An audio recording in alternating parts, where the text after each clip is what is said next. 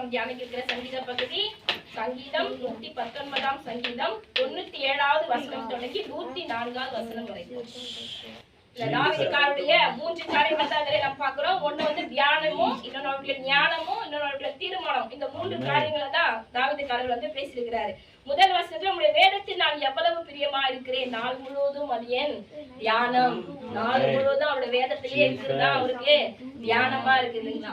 ஒரு விஷயத்துக்கு நம்ம வந்து அடிக்ட் ஆயிட்டோம்னா நம்ம என்ன செஞ்சுட்டு இருக்கோம், இப்போ ஒரு குடிக்கோ அடிக்ட் ஆயிட்டாங்கன்னா நாள் முழுவதும் அவங்க என்ன பண்ணிருப்பாங்க, அதுக்கு குடிச்சிட்டே அதுக்கு அடிமையாவே தான் இருப்பாங்க. அதே மாதிரி நம்ம எதுக்கு அடிமையா இருக்கணும்னு சொல்றாருன்னா அவருடைய வார்த்தைக்கும் அந்த தியானத்துக்கு நம்ம அடிமையானவங்களா நம்ம வந்து இருக்கணுங்களா. அப்போ நம்ம அது நம்மள மீறி என்ன செஞ்சிருவோம், அதை செஞ்சுட்டே தான் இருப்போம். அதுக்கு அடிமையாயிட்டு நம்ம என்ன பண்ணுவோம், அதுலயே வாழ ஆரம்பிச்சிருவோம்.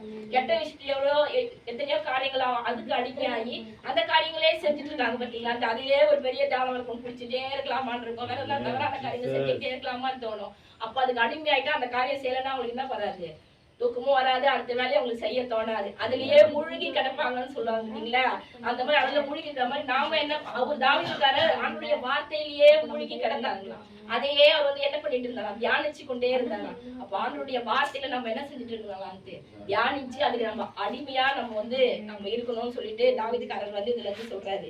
3வது வசனத்துல பாருங்க, உம்முடைய சாட்சிகள் என் தியானமா இருக்கிறபடியால் எனக்கு போதித்தவர்கள் எல்லோரிலும் அறிவுள்ளவனா இருக்கிறேன். அவனுடைய சாட்சி வந்து அப்படிப்பட்ட அதையே அவர் யோசிச்சு அந்த கட்டளைகளே அவர் தியானிச்சிருக்கிறபடியா. அப்ப எத்தனையோ வந்து ஆசாரியர்கள் இருந்திருப்பாங்க, லேவியர்கள் இருந்திருப்பாங்க, அவருக்கு போதித்திருப்பாங்க இல்லையா. இப்ப நமக்கு ஊழியக்காரங்க சொல்றதை விட அவர் இந்த வசனத்தை தியானிச்சு அவங்க சொல்ற எல்லார்கிட்ட இவங்க போயிட்டாராம், அறிவுள்ளவனா மாறிட்டாராம். அப்ப அந்த கர்த்தருடைய வார்த்தையை தியானிக்கும் போது நம்ம நார்மல் ஞானத்தை விட மேலான ஒரு ஞானத்தை என்ன செய்வார், ஏசப்பா நம்மளுக்கு வந்து நிச்சயமா நம்மளுக்கு வந்து கொடுப்பாரு. அப்ப நாமளும் அதுல தியானமா இருக்கும் போது நம்ம சொல்லி கொடுக்கறவங்க கூட நம்ம எப்படி போக முடியுமான்ட்டு அறிவுள்ளவங்களா நம்ம வந்து மாற முடியும் அப்படின்றாரு அவரு. உங்களுடைய கட்டளைகளை நான் கை கொண்டிருக்கிறபடியால் முதியோர்களை பார்த்தும் ஞானம் உள்ளவனா இருக்கிறேன். முதியோர்கிட்ட நம்ம ஏதோ ஒரு அட்வைஸ் கேட்கணும்னா பெரியவங்க கிட்ட போய் கேட்கலாம். ஏன்னா அவங்களுக்கு எல்லா அனுபவம் அவங்க கிட்ட இருக்கும். அதெல்லாம் நமக்கு என்ன கிடைக்கும் அதை போய் நம்ம நடந்துக்கலாம் நம்ம யோசிப்போம் இல்லையா. அப்போ நம்ம வந்து இதுல நம்ம தியானமா இருந்தா அந்த முதியோர்களை காட்டிலும் நம்ம எப்படி இருப்போமான்ட்டு அவங்களுக்கு எப்படி சொல்ற மாதிரி அதை காட்டிலும் நம்ம ஞானம் உள்ளவங்களா நம்ம வந்து இருப்போம். அப்ப நார்மல் நம்ம விஷயம் இந்த உலக காரியங்கள் ஞானமா இருக்கிறது நமக்கு வந்து முக்கியம் கிடையாது, அது பெருசும் கிடையாதுன்ட்டு அது நார்மலா நம்மளுக்கு வந்துடும் அப்படியே இருக்கும் போதே. ஆனா கர்த்தருடைய வேதத்துல நம்ம வந்து தியானமாகும் அவருடைய வார்த்தைகள் நம்ம கை கொண்டு இருந்தா போதித்தவர்களை காற்றிலும் புதியவர்களை காற்றிலும் நம்ம எப்படி இருப்போம், ஞானம் உள்ளவர்களா நம்ம வந்து இருப்போம்னு சொல்லிட்டு தாவீதுக்காரர் வந்து சொல்றாரு. நம்ம கடைசி வசனம் பார்ப்போம். உமது கட்டளைகளால் உணர்வடைந்தேன், ஆதலால் எல்லா பொய் வழிகளையும் வெறுக்கிறேன். அவர் கட்டளை அவர் ஆராய்ச்சி 10 நாளுடைய வார்த்தை அவர் கேட்டதுனால அவர் என்ன பண்ணாரு, பொய் வழிகள அவர் வெறுக்கிறாரு. அப்ப தியானிச்சு இருக்கும் போது ஆண்டவர் இப்படிதான் நமக்கு தெரிஞ்சுட்டு இருக்கும் போது நம்ம பாவம் செய்ய நமக்கு தோணுமான்ட்டு, பொய் சொல்ல தோணுமா, தவறான காரியங்களை செய்யறதுக்கு நம்ம வந்து தோணுமா, நிச்சயமா தோணாது. அதுலயே மூழ்கி இருக்கிற அவர் எப்படி அது மாதிரி நமக்கு தோண ஆரம்பிக்கும். இப்ப கர்த்தருடைய வார்த்தையை நம்ம கேட்டு அதுல தியானிச்சு நம்ம வாழும்போது நம்ம என்ன பண்ணுவோம், தூக்கி பார்ப்போம், இதை நம்ம செய்யக்கூடாது, இதை நம்ம செய்யணும், ஆண்டவருக்கு பிரியம் இல்லை, இந்த வார்த்தை இப்படி சொல்லுது அப்படின்னு நமக்குள்ளே நம்ம பேசி இந்த காரியங்களை நம்ம செய்யவே கூடாது, அந்த பக்கமே நம்ம என்ன செய்யக்கூடாது, போகக்கூடாதுன்ட்டு அந்த தீமையான காரியங்கள்ல இருந்து நம்முடைய கால்களை நம்ம விலக்கி கொள்வோம். அப்ப நம்ம ஆண்டவருடைய வார்த்தையை தியானிக்கும் போதும் அதை கீழ்ப்படிந்து இருக்கும் போதும் அந்த வார்த்தையை நம்ம ஏற்றுக்கொள்ளும் போதுதான் இப்படிப்பட்ட மாற்றங்களை நமக்குள்ள என்ன செய்யும், இல்லைன்னா இதெல்லாம் நம்ம என்ன செய்ய முடியாது, பார்க்க முடியாது. இந்த காரியத்தை தான் 8 வசனத்தை சொல்லுது. ஆண்டவரும் இரட்சகருமாகிய இயேசுவின் விலையேற பெற்ற நாமத்தினாலே உங்கள் அனைவருக்கும் என் அன்பின் வாழ்த்துக்கள். ஆமென். அல்லேலூயா. அல்லேலூயா. உங்களை ஆசீர்வதிப்பார். அல்லேலூயா. ஆமென். சந்தோஷமா இருக்கீங்களா? ஆமென். சந்தோஷமா இருக்கீங்களா? ஆமென். இந்த ஓய்வு நாள் ஆராதனையிலே கர்த்தர் நம்மை இணைத்து ஆமென் அவர் பெரிய காரியங்களை செய்ய வல்லமையானவர். இன்னும் 3 வாரம் தான் இருக்கு, வருடத்தை முடிக்க போகிறோம். கர்த்தருடைய கிருபையின்படி இந்த வருடத்தை நம்ம முடிக்கும். உண்மை. கர்த்தருடைய கிருபை இல்லாமல் நம்ம வாழ்வது கடினமான ஒரு காரியம். அதனால அவர் நிச்சயமா நம்மை வழிநடத்த போதுமானவர். அல்லேலூயா. சந்தோஷமா இருக்கிறீங்களா? மகிழ்ச்சியா இருங்க. அதற்காக தொடர்ந்து ஜெபிங்க, உபவாசத்தோடு ஜெபிங்க. உபவாசம் இல்லாமல் இவரை பிசாசுகள் விலகி போகுது. பிசாசு சில போராட்டம் சில நிந்த மாறணும்னா உபவாசம் அவசியம். பாஸ்டர் உபவாசிக்கணும் இதெல்லாம் அவசியமே இல்லை அப்படி நம்ம சொல்லிடவே முடியாது. அல்லேலூயா. பிசாசை ஜெயித்தது கர்த்தர். அது 40 நாள் உபவாசத்துல தான். அவன் எவ்வளவோ போராட்டத்தையும் பிரச்சனையும் கொண்டு வந்தாலும் அந்த உபவாசம் அதை மேற்கொள்ள செய்தது. அல்லேலூயா. அவனுக்கு பலனை தந்தது. நாற்பகலும் குடியாமல் இருந்தார். அப்ப அந்த பலன் எங்க வந்திருக்கும்? உபவாசத்தோட கர்த்தருடைய சமூகத்தில் பிதாவின் சமூகத்தில் அமர்ந்ததுனாலதான்.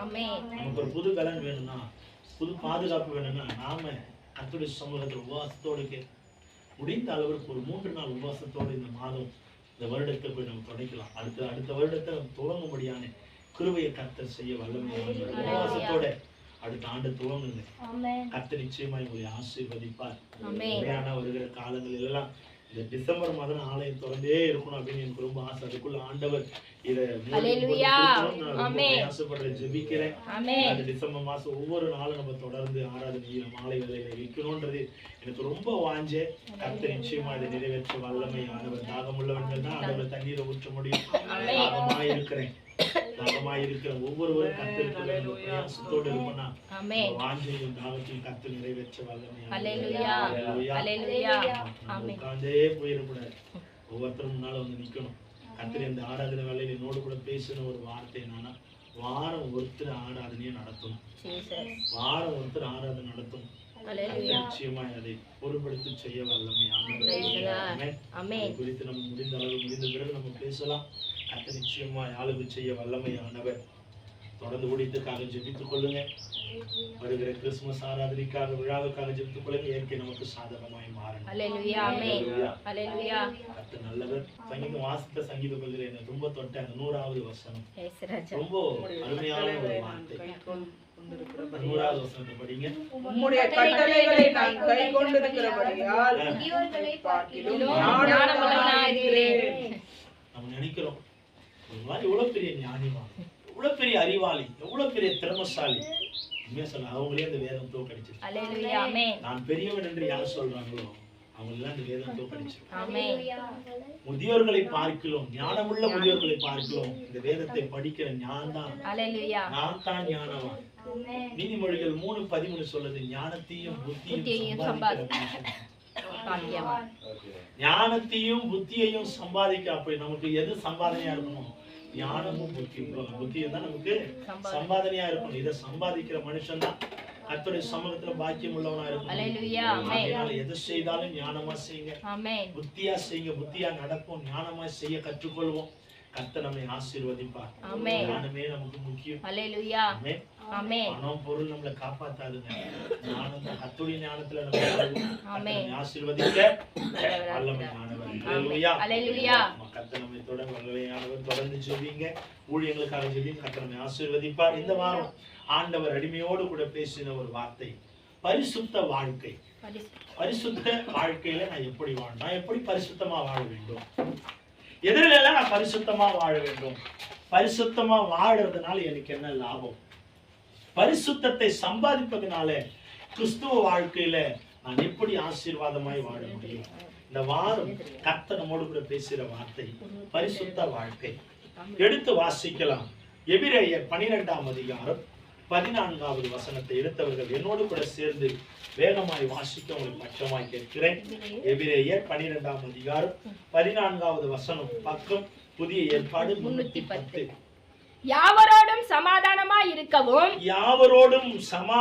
இருக்கவும் பரிசுத்தம் உள்ளவர்களாய் இருக்கவும் நாடுங்கள்.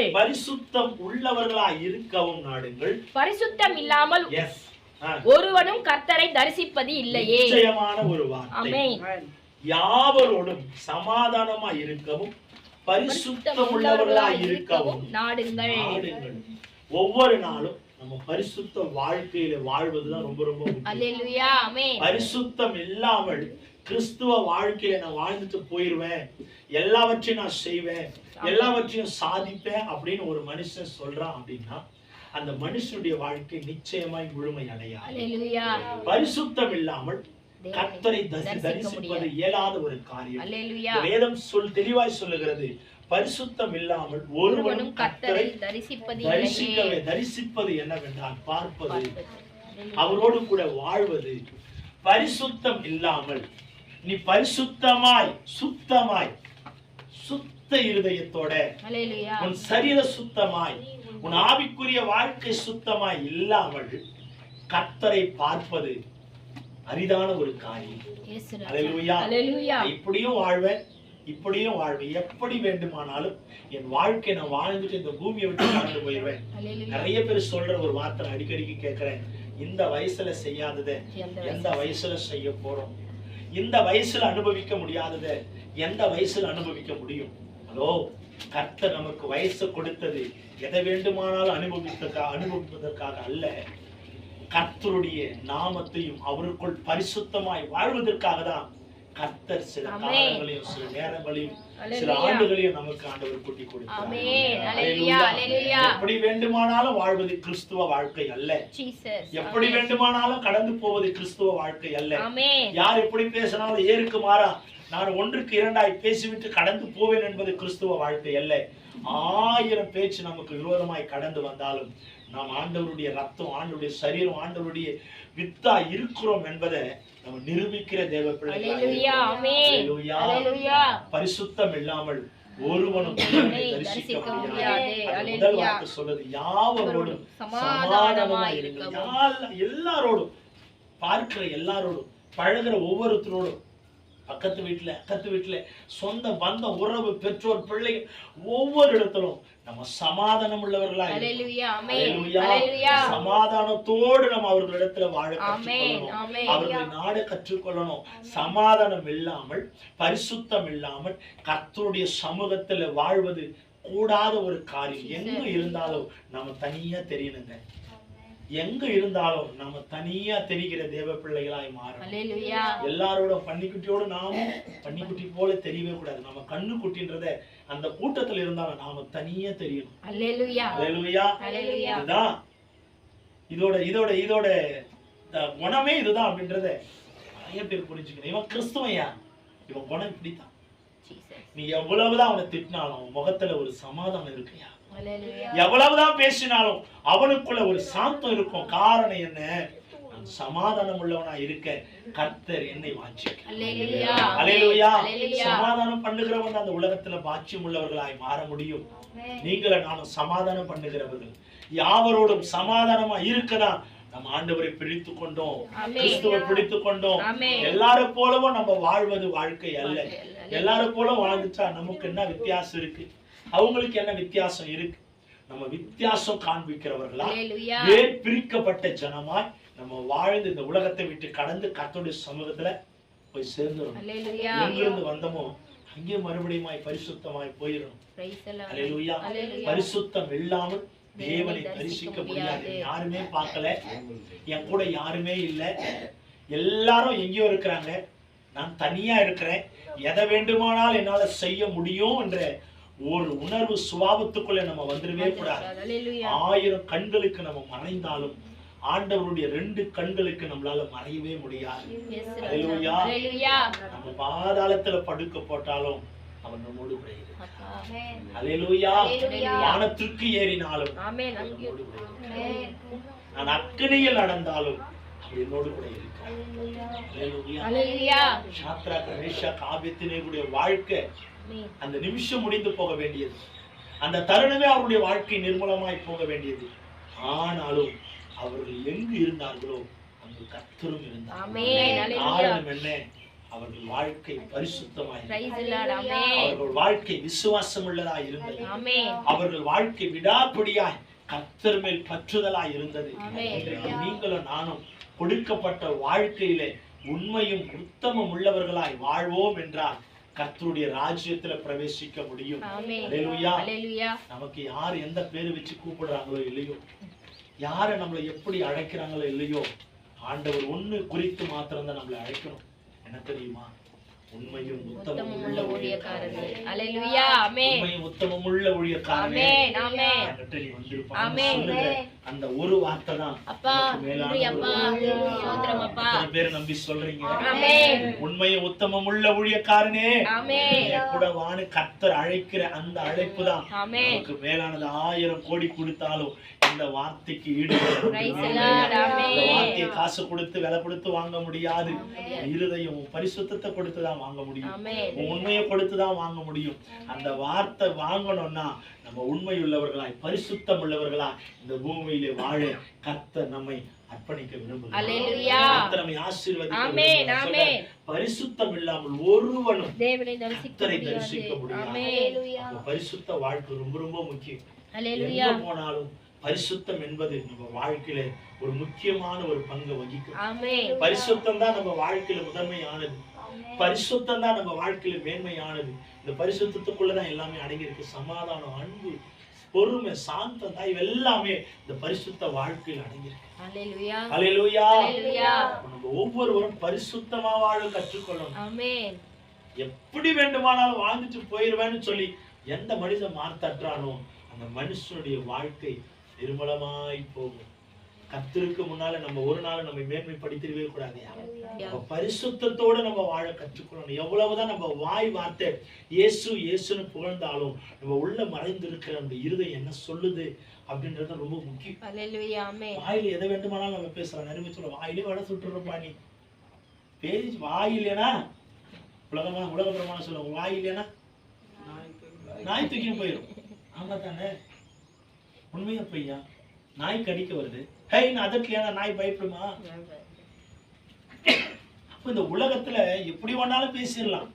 ஆனா வாழ்கிற வாழ்க்கை, இருதயத்தின் பூர்வமாய் வாழ்கிற வாழ்க்கை எப்படி இருக்கு அதுதான் ஆண்டவர் பார்க்கிறார். மறைந்திருக்கிற இருதயத்துல நம்ம எப்படி இருக்கிறோம். வெளி தோற்றம் அழகா இருக்கலாம் ஐயா, நேர்த்தியா இருக்கலாம், ஒழுக்கமா இருக்கலாம், எப்படி வேண்டுமானாலும் இருக்கலாம். ஆனா உள்ள மறைந்திருக்கிற அந்த ஆலயம், அந்த இருதயம் எப்படி இருக்குன்றத ஒரு விஷயம் நம்ம ஆராய்ச்சி பார்க்கணும். அது எப்படி எந்த நிலையில் இருக்கு, எந்த பரிசுத்தத்துல இருக்கா, இல்ல பாவத்துல அடங்கி இருக்கா, உலகத்துல அடங்கி இருக்கா, நம்ம ஒரு விஷயம் சிந்திச்சு பார்க்கணும். ஆண்டவர் இந்த சரீரத்தை எடுத்துக்கொள்ள மாட்டார். ஆத்துமா உலகத்தில் எல்லாவற்றையும் நீ ஆதாயப்படுத்தினாலும் ஆத்துமா நஷ்டமாச்சுன்னா லாபம் என்ன? ஒரு லாபமும் இல்லை. இந்த உலகத்துல வாழ்வதற்கு இது கரைப்படியாது. நான் உங்களுக்கு போன வாரம் ஒரு கதையை சொல்லியிருப்பேன்.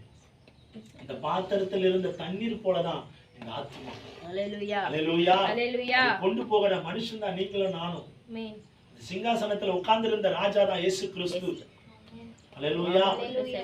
பக்கத்துல நெருக்கத்துல பேசினவங்க பிசாசு, சத்ரு. அல்லேலூயா. ஆனா அவன் பார்த்தது எதை? சத்ருவை பார்த்தானா? அந்த இருதயத்தை, அந்த தண்ணீரை தான் பார்த்தான். எப்படியாவது அதை கீழே ஊற்றாம கொண்டு போய் ராஜாவோட நான் கொடுத்துருவேன். இன்னைக்கு நம்முடைய ஓட்டம் அப்படிதான் இருக்கியா? அல்லேலூயா. பிசாசு பல போராட்டத்தை கொண்டு வருவான், ஆசையை காட்டுவான், பிரச்சனையை காட்டுவான், போராட்டத்தை காட்டுவான். இதுல எல்லாம் நம்ம எப்படி இருக்கிறோம் அதை முக்கியமா நம்ம சிந்திச்சு பார்க்கணும். எப்படி கொண்டு வந்தோமோ அப்படியே பரிசுத்தமா கொண்டு போய் ஆண்டவருடைய சமூகத்துல வச்சிரணும். அல்லேலூயா. உங்களுக்கு எல்லாம் ஆசை இருக்கா நான் ஆண்டவரோடு இருக்கணும்னு? அல்லேலூயா. ஆமென். ஆசை இருக்கா? பாஸ்டர் கேக்குறீங்க. அதுக்குதான் பாஸ்டர் காலையில நான் கிளம்பி ஓடி வந்திருக்கிறேன். எவ்வளவு பிரச்சனை எனக்கு இருந்தாலும் நான் இந்த ஆராதனையை துவங்கின முதல் முடிக்கிற வரைக்கும் கர்த்தருடைய பிரசன்னத்துல நான் நிரம்பணும், ஆண்டவரை நான் பார்க்கணும் வாஞ்சியா ஓடி வந்திருக்கிறது காரணமே இயேசுவோட நான் இருக்கணும். அவரை மார்போடு கட்டி தழுவி நான் தான் அரவணைச்சிட்டு இருக்கணும். பேருக்குள்ள இந்த ஆசை இருக்கு. இந்த நாம இந்த ஆசை உங்களுக்குள்ள இருக்குன்னா கட்டாயமா கர்த்தரோட நம்ம இருப்போம். அல்லேலூயா. உலகம் நமக்கு காரி பெரிய ஆசீர்வாதத்தை கொண்டு வராது. கர்த்தர் உலகம் ஒரு நாள் அழிந்து போகும், உலகத்தின் கிரியைகள் அழிந்து போகும், பார்ப்பது எல்லாமே அழிந்து போகும். ஆனால் காணக்கூடாத ஒரு தேவன் தான் உண்மை உள்ளவர். சொல்றார், மாயை மாயை எல்லாமே மாயை, நீ பார்க்கிற எல்லாமே மாயை. இயேசு ஒருவர் தான் உண்மையானவர்.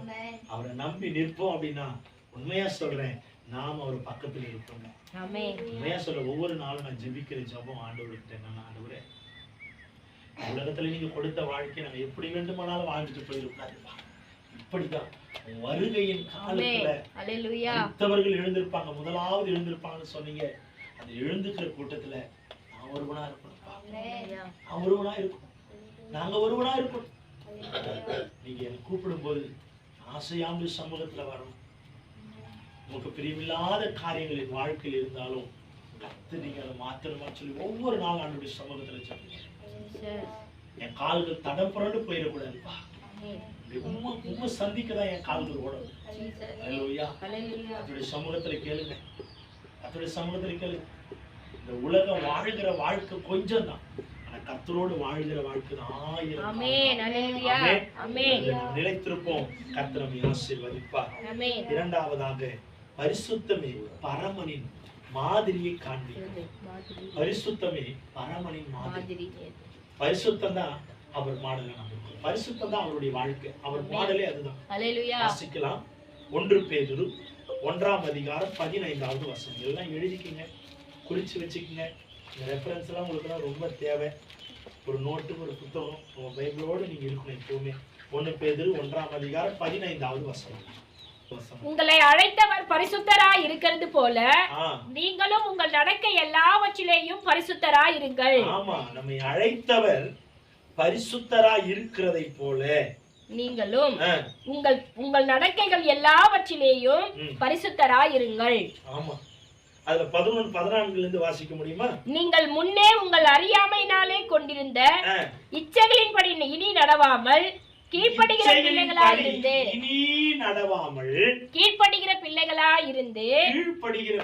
இருந்து உங்களை அழைத்தவர் பரிசுத்தராய் இருக்கிறது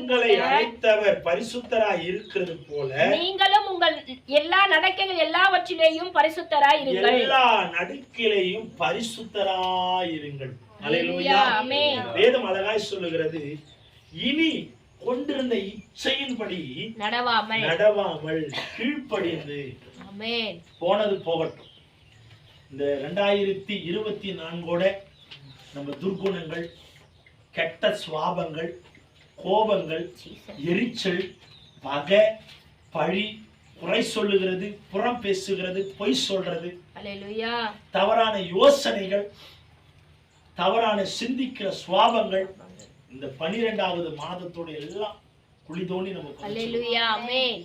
இனி நம்மளுடைய வாழ்க்கையில அதை தொடராமல் இருக்கணும். வேதம் தெளிவா சொல்லுகிறது. இது படிக்கும் போது ஆண்டவருடைய சமூகத்துல நான் ஒப்பு கொடுத்தது என்னன்னா, என்னை ஏதோ எச்சரிக்க விரும்புறீங்க, என் கிட்ட இருந்து ஏதோ நீங்க விடணும்னு எதிர்பார்க்கறீங்க, ஏதோ மாறணும்னு எதிர்பார்க்கறீங்க. நீங்க சொல்றீங்க, நீங்கள் முன்னே உங்கள் அறியாமையிலே கொண்டிருந்த. அப்ப கூட ஆண்டவர் பாருங்களேன், அறியாமதான் நீ இருந்த, பரவாயில்ல. நம்ம பிள்ளைகளை பார்த்தோம்னா சொல்லுவோம், தப்பு பண்ணாலும் 10 டைம் தப்பு பண்ணாலும் சரி விடு, தெரியாம தானே பண்ணேன், பரவாயில்ல, நெக்ஸ்ட் டைம் அதை பண்ணாத. நம்ம சொல்ல, உங்க ஸ்கூல்ல நீங்க சொல்லி கொடுக்குறீங்க, பரவாயில்ல இன்னொரு டைம் அதை பண்ணாத. ஆண்டவர் இன்னைக்கு நமக்கு அதை சொல்லித்தர. அறியாமல் கொண்டிருந்த படிங்க சார், அறியாமல் கொண்டிருந்த நீங்கள்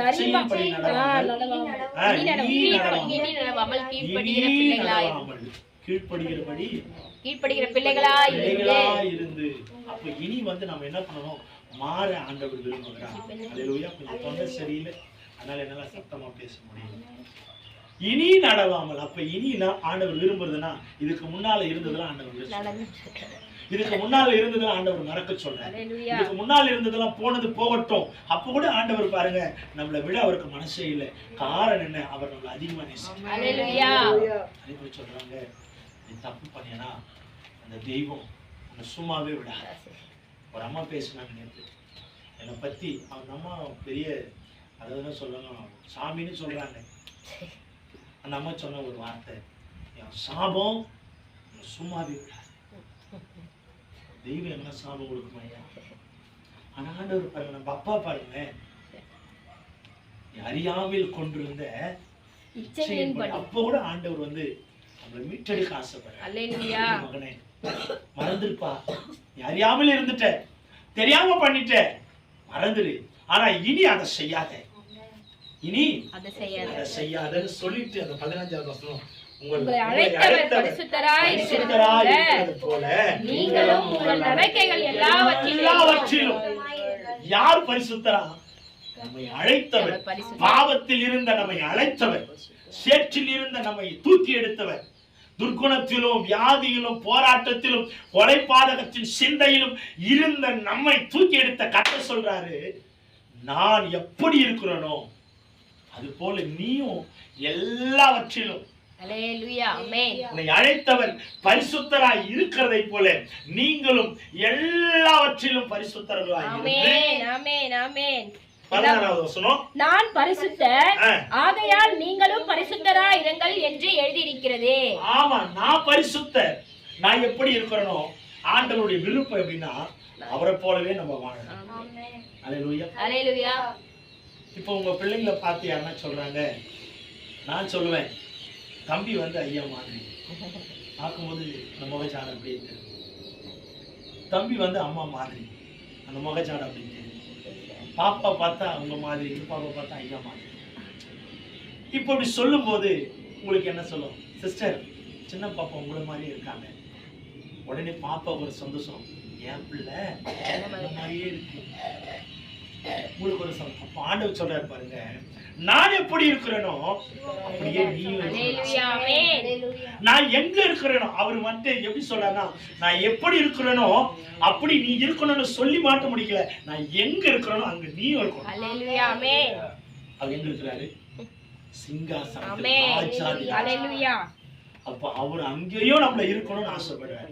பிதாவின் இடத்துல மத்தியில நீ வாசிக்கும் போது ஆண்டவர் ஒரு ஜெபம் பண்ணார், பிதாவே நான் எங்க இருக்கிறேனோ இவர்களும் இருக்கும்படியா நான் வாஞ்சிக்கிறேன், ஆசைப்படுறேன். என் பிள்ளைகள் அங்க இருக்க நான் விரும்புறேன். ஆண்டவருடைய ஆசையே என்னன்னா அவரோடு கூட கடைசி வரைக்கும் நம்ம இருக்கணும்ன்றது. ஆகையினால் அவர் எப்படி பரிசுத்தமா இருக்கிறார்? அவரை வணங்குகிற, அவரை ஆராதிக்கிற, அவரை துதிக்கிற, அவரை போற்றி பாடுகிற நீங்களும் நானும் இயேசுவை போல. இயேசு என்பவரை நம்ம எப்படி காட்ட முடியும் சிஸ்டர்? நம்மளுடைய பரிசுத்தத்துல, நம்முடைய அன்புல, நம்முடைய ஒழுக்கத்துல, நம்முடைய மன சமாதானத்திலையும் மன மேட்டுமையில, அந்த குணத்துலதான் ஆண்டவரை நம்ம காட்ட முடியும். இயேசு என்பவர் யாருங்க? இவங்களை பாருங்க, தெரியும். நீ எவ்வளவுதான் அவங்களை குறை சொன்னாலும் உங்களுக்காக ஜெபிக்கிற ஒரு கூட்டம் தான் இயேசு கிறிஸ்துவின் கூட்டம். ஆமென். அல்லேலூயா. அல்லேலூயா. எத்தனை சொல்றீங்க? ஆமென். எவ்வளவுதான் நீ அவனை குறை சொன்னாலும் உனக்காகவே வேண்டுதல் செஞ்சு உனக்காகவே பாசிங் பண்ணி ஜெபிக்கிறாயா, 3 வேளையும் உணவு அவன் தான் கிறிஸ்துவை. இப்படிதான் நம்மளால காட்ட முடியும். இயேசு எப்படிப்பட்டவரோ வகை தேட அன்றைக்கு சகேயு மரத்துல ஏறினான். அறிந்து கொண்டானா இல்லையா? அவரை பார்த்த உடனே தெரிஞ்சுக்கிட்டான். ஆண்டவரே, அவர் முக ஆண்டவர் எதனா கேட்டாரா? நீ கடன் வாங்கி நீ வந்து வட்டி கொடுற.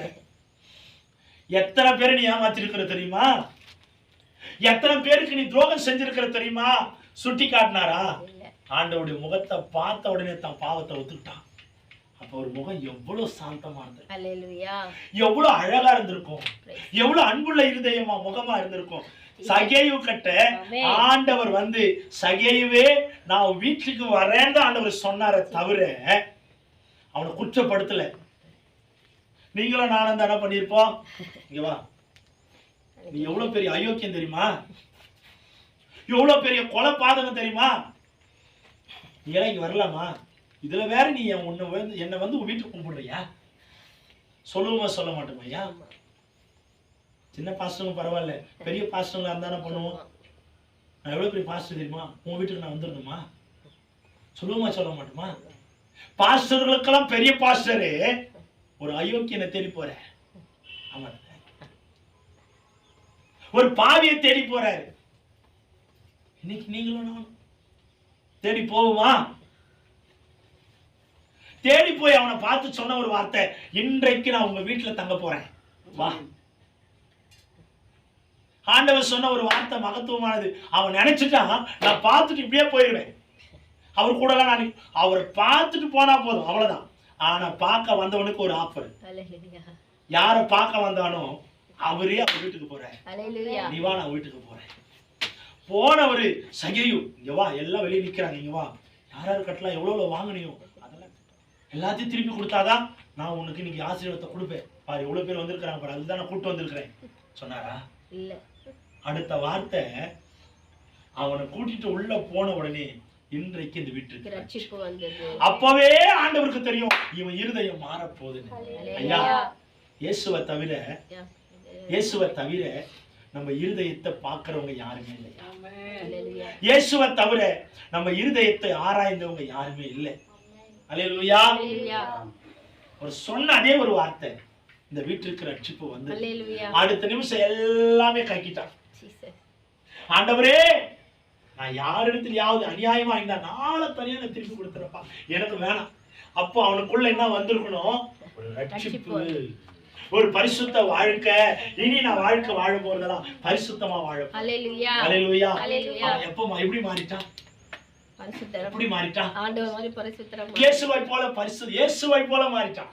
அதுக்கு முன்னாடி அவனை பார்த்து சொன்னவங்களா துரோகி, பாவி, பாதகன், அநியாயமா வட்டி வாங்குறாங்க சொன்னவனே, நீங்க ஆண்டவர் ஒரே செகண்ட்ல அவரை போல. அல்லேலூயா. ஆமென். அல்லேலூயா. இயேசு பார்த்தாவே போதையா நம்ம சுவாபம். ஆமென். இயேசுவை பற்றி சொன்னாவே போதும். ஆமென்.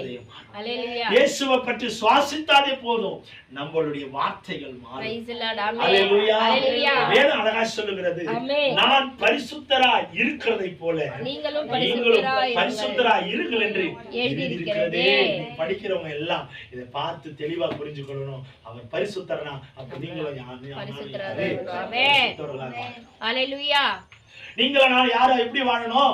பரிசுத்தர்களா வாழணும். வருதுன்னு சொல்லி பரிசுத்தத்தை இழந்துராதீங்க, போகுதுன்னு சொல்லி பரிசுத்தத்தை இழந்துராதீங்க, கொடுக்குறாங்கன்னு சொல்லி பரிசுத்தத்தை இழந்துராதீங்க. ஏதோ ஒரு டைம்ல எப்போ ஒரு டைம்ல கிடைக்குதுன்னு சொல்லி பரிசுத்தத்தை இழந்துராதீங்க. எப்ப கிடைச்சாலும் எப்ப போனாலும் எப்ப வந்தாலும் நான் பரிசுத்தத்திலிருந்து விலக மாட்டேன். ஏன்னா என் ஆண்டவர் என்னோட கூட இருக்கிறார். விசுவாசம் ஒவ்வொருத்தருக்குள்ள வரணுங்க. ஆமென். ஹalleluya. எவ்வளவு ஒரு அருமையான ஒரு வார்த்தை. நான் பரிசுத்தர்னா என் பிள்ளை நீ அப்படிதான் இருக்கணும். என் ரத்தம் இல்லையா, என் சரீரம் இல்லையா, என்னுடைய அவயமா நீ இருக்கிறியே, அது போல நீ அப்பதான் மாறணும். ஆண்டவர் விசுவாசம்.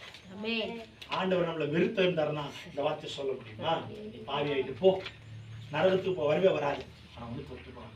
ஒவ்வொரு ஆத்மாவும் நரகத்துக்கு போகும்போது எவ்வளவு வேதனை சொல்றாங்க. என் பிள்ளைய நான் எப்படியெல்லாம் வளர்த்தேன், என் பிள்ளை எப்படியெல்லாம் சிருஷ்டித்தேன், என் பிள்ளை எப்படியெல்லாம் நான் பாதுகாக்க நினைச்சேன். ஆனா இன்னைக்கு என் பிள்ளை நரகத்தின் வாசல்ல நிக்குது. உண்மையா சொல்றேன், நாம் அழுறதுக்கு முன்னால் அவர் கண்களில் கண்ணீர். அல்லேலூயா. தயவாய் எந்த ஒரு நேரத்திலையும் நம்ம பரிசுத்தத்தை இழந்து போகிற வாழ்க்கை நமக்கு வேணாம். கோடி ரூபாய் வருமானமா இருந்தாலும் பரிசுத்தத்தை இழந்து போகிற ஒரு வாழ்க்கை நமக்கு வேணவே வேணாம். அப்படியேப்பட்ட கோடி நமக்கு வேணாங்க. கர்த்தரை ஆசீர்வதிக்க வல்லமை. எபிரேயர் 12ஆம் அதிகாரம் 1, 2, 3 வாசிங்க. எபிரேயர் 12, 1, 2, 3. ஆகையால் மேகம் போன்ற இத்தனை திரளான சாட்சிகள் நம்மை சூழ்ந்து கொண்டிருக்க, பாரமான யாவற்றையும் நம்மை சுற்றி நெருங்கி நிற்கிற பாவத்தையும் தள்ளிவிட்டு விசுவாசத்தை துவக்கவரும் முடிக்கிறவருமாய் இருக்கிற இயேசுவை நோக்கி நமக்கு நியமித்திருக்கிற ஓட்டத்தில் பொறுமையோட ஓடக்கடவோம். அவர் தமக்கு முன் வைத்திருக்கிற சந்தோஷத்தின் பொருட்டு அவமானத்தை எண்ணாமல் சிலுவையை சகித்து தேவனுடைய சிங்காசனத்தின் வலது பாரிசத்தில் வீற்றிருக்கிறார். ஒரே நிமிஷம். இந்த வசனத்துல முதல் வார்த்தை சொல்லுது, ஆதலால் மேகம் போன்ற இத்தனை திரளான சாட்சிகள். இந்த வேதத்துல நம்ம பரிசுத்தமாய் வாழ்வதற்கு மேகம் போன்ற திரளான பரிசுத்தவான்களை கர்த்தர். நான் எப்படி வாழணுங்க அப்படின்னு நம்ம கேட்கவே முடியாது. ஏன் தெரியுமா? அழகா சொல்றாங்க, நான் திரளான பரிசுத்தவான்களை இந்த வேதத்துல நான் உங்களுக்கு சுட்டி காட்டுறேன். அவ்வளவு எடுத்துக்கொள்ளுங்க. எவ்வளவுக்கு எவ்வளவு ஆண்டவருக்குள்ள வாழ முடியுமோ அவ்வளவுக்கு அவ்வளவு ஆண்டவருக்குள்ள பரிசுத்தமாய் வாழ. ஆண்டவருக்குள்ள யோசேப்பை எடுத்துக்கொள்ளுங்க. தனக்கு நினைச்சிருந்தா தான் ஆளுகை கொடுத்து அவன் மனைவியை சுதந்திரத்தில் ஓடிட்டு இருக்க முடியும். ஆனா அந்த நேரத்துல நினைச்சது ஒன்றே ஒன்றுதான், ஆண்டவருக்கு விரோதமான பாவம் செய்வது.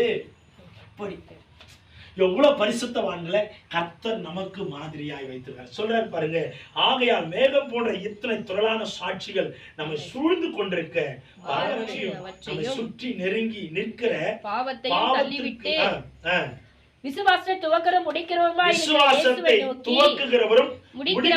இருக்கிற இயேசுவை நோக்கி நமக்கு நியமித்திருக்கிற ஓட்டத்தில் பொறுமையோட நமக்கு எந்த ஓட்டத்தை ஆண்டவர் நியமித்திருக்கிறாரோ அதுல நேர்த்தியா சரியா பொறுமையா நம்ம ஓடணும். நம்ம கொடுக்கப்பட்ட ஓட்டத்தை கரெக்டா முடிக்கிறவன் தான் கர்த்தருடைய பரம அழைப்புல நிற்க முடியும். அல்லேலூயா. ஒரு வார்த்தை 2 தீமோத்தேயு 4ஆம் அதிகாரம் அதுல சொல்லுவாரு, நல்ல போராட்டத்தை நான் போராடுறேன், ஓட்டத்தை நான் முடிச்சேன், கொடுக்கப்பட்ட விசுவாசத்தை காத்துக்கொண்டேன், இது முதலா எனக்காய் வைக்கப்பட்டிருக்கிற ஜீவ கிரீடம். அந்த நம்பிக்கை நமக்குள்ள வரணுங்க. நான் ஜீவ கிரீடத்தை சுதந்தரிப்பேன்ற நம்பிக்கை எந்த மனுஷனுக்குள்ள வருதோ, எந்த கர்த்தருடைய பிள்ளைகளுக்குள்ள வருதோ, அந்த கர்த்தருடைய பிள்ளைகளுக்கு நிச்சயமா அந்த கிரீடமாய் வைக்கப்பட கர்த்தர் உதவி செய்வார். அல்லேலூயா. என்ன சொல்லுது? அவர் தமக்கு முன் வைத்திருந்த சந்தோஷத்தின் பொருட்டு அவமானத்தை எண்ணாமல் சிலுவையை சகித்து தேவனுடைய சிங்காசனத்தின் வலது பாரிசத்தில் வீற்றிருக்கிறார்.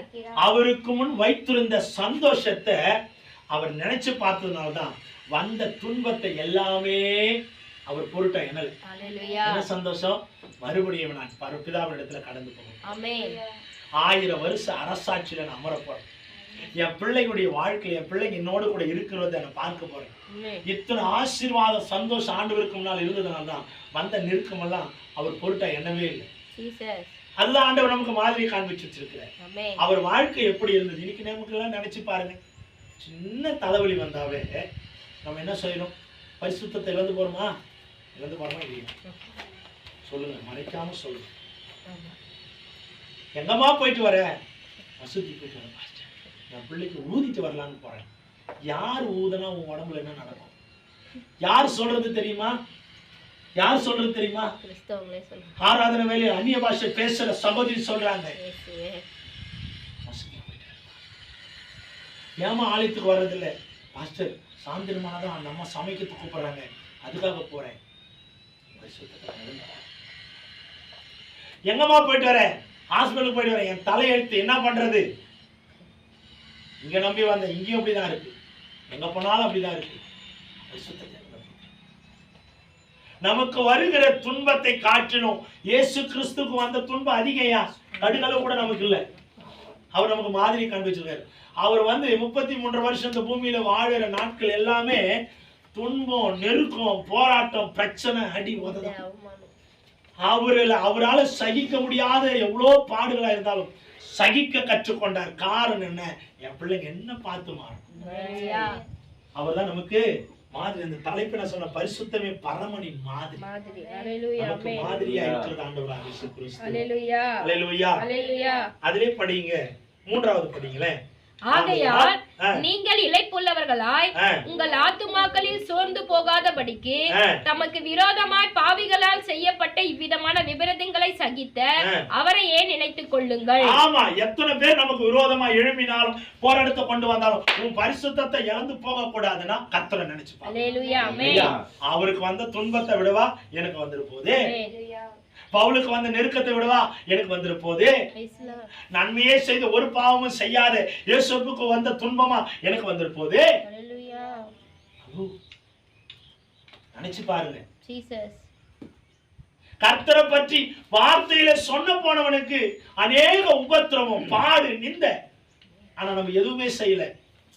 நமக்கு கொஞ்சம் பிரச்சனை வந்தாலும் நம்மளால தாங்க முடியும். காரணம் என்ன? என் பரிசுத்த வாழ்க்கையில நான் எப்படி இருக்கிறேன்றது இனி யாருக்கும் தெரியல. ஒவ்வொருவரும் ஆண்டவருடைய சாயலை நினைச்சுப்பாங்க, ஆண்டவருடைய அடையாளத்தை நினைச்சுப்பாங்க, பரிசுத்தவான்களுடைய வாழ்க்கை நினைச்சு பாருங்க. அண்ணனுங்களுக்கு நன்மை செய்ய போனவன் எகிப்துக்கு விற்று போடப்பட்ட அடிமையா போனான். அங்க போனவங்க சும்மா விட்டானுங்களா? காரணமே இல்லாத ஜெயிலு. அங்க ஆண்டவரை மறுதளிச்சாரா?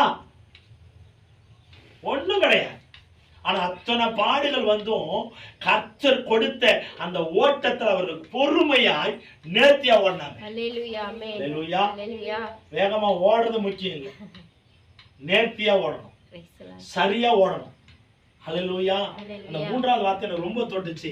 ஆகையினால் நீங்கள் இளைப்புள்ளவர்களாய் உங்கள் ஆத்துமாக்களில் சோர்ந்து போகாதபடிக்கு நமக்கு விரோதமாய் பாவிகளால் செய்யப்பட்ட இவ்விதமான விபரீதங்களை சகித்த அவரையே நினைத்துக் கொள்ளுங்கள். ஆமா, எல்லா விபரீதமும் சகிக்கணும்.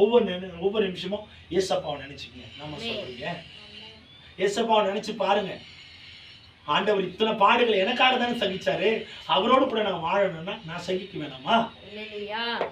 அவரோடு கூட இருக்கணும்னா 1000 வருஷம் அரசாட்சியில இருக்கணும்னா நான் சகிக்க வேணாமா? அல்லேலூயா. நீங்க நிறைய பேர் பின்மாற்றத்துக்கு போயிட்டே இருக்கிறாங்க, கிறிஸ்துவை விட்டு பின்மாற்றத்துக்கு போறாங்க. காரணம் என்ன?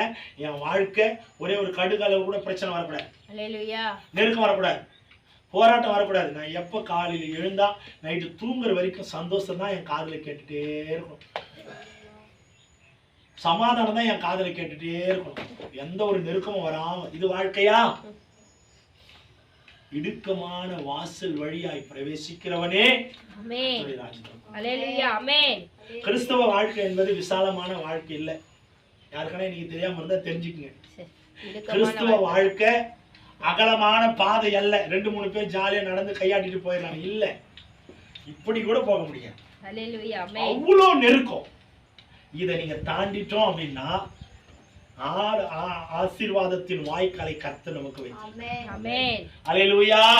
அப்ப கர்த்தருடைய சமூகத்துல நாம என்ன செய்யணும்? இடுக்கமான வாசல் வழிதான். அதுல நம்ம பொறுமையாய் நேர்த்தியாய் ஓட பரிசுத்த வாழ்க்கையை நம்ம பெற்றுக்கொள்ளணும். கர்த்தர் ஆசீர்வதிப்பார். இரண்டாவதாக பரிசுத்தமே தேவ சித்தம். 1 தெசலோனிக்கேயர் 4ஆம் அதிகாரம் 3வது வசனம் வாசிங்க. 1 தெசலோனிக்கேயர் 4ஆம் அதிகாரம் 3வது வசனம்.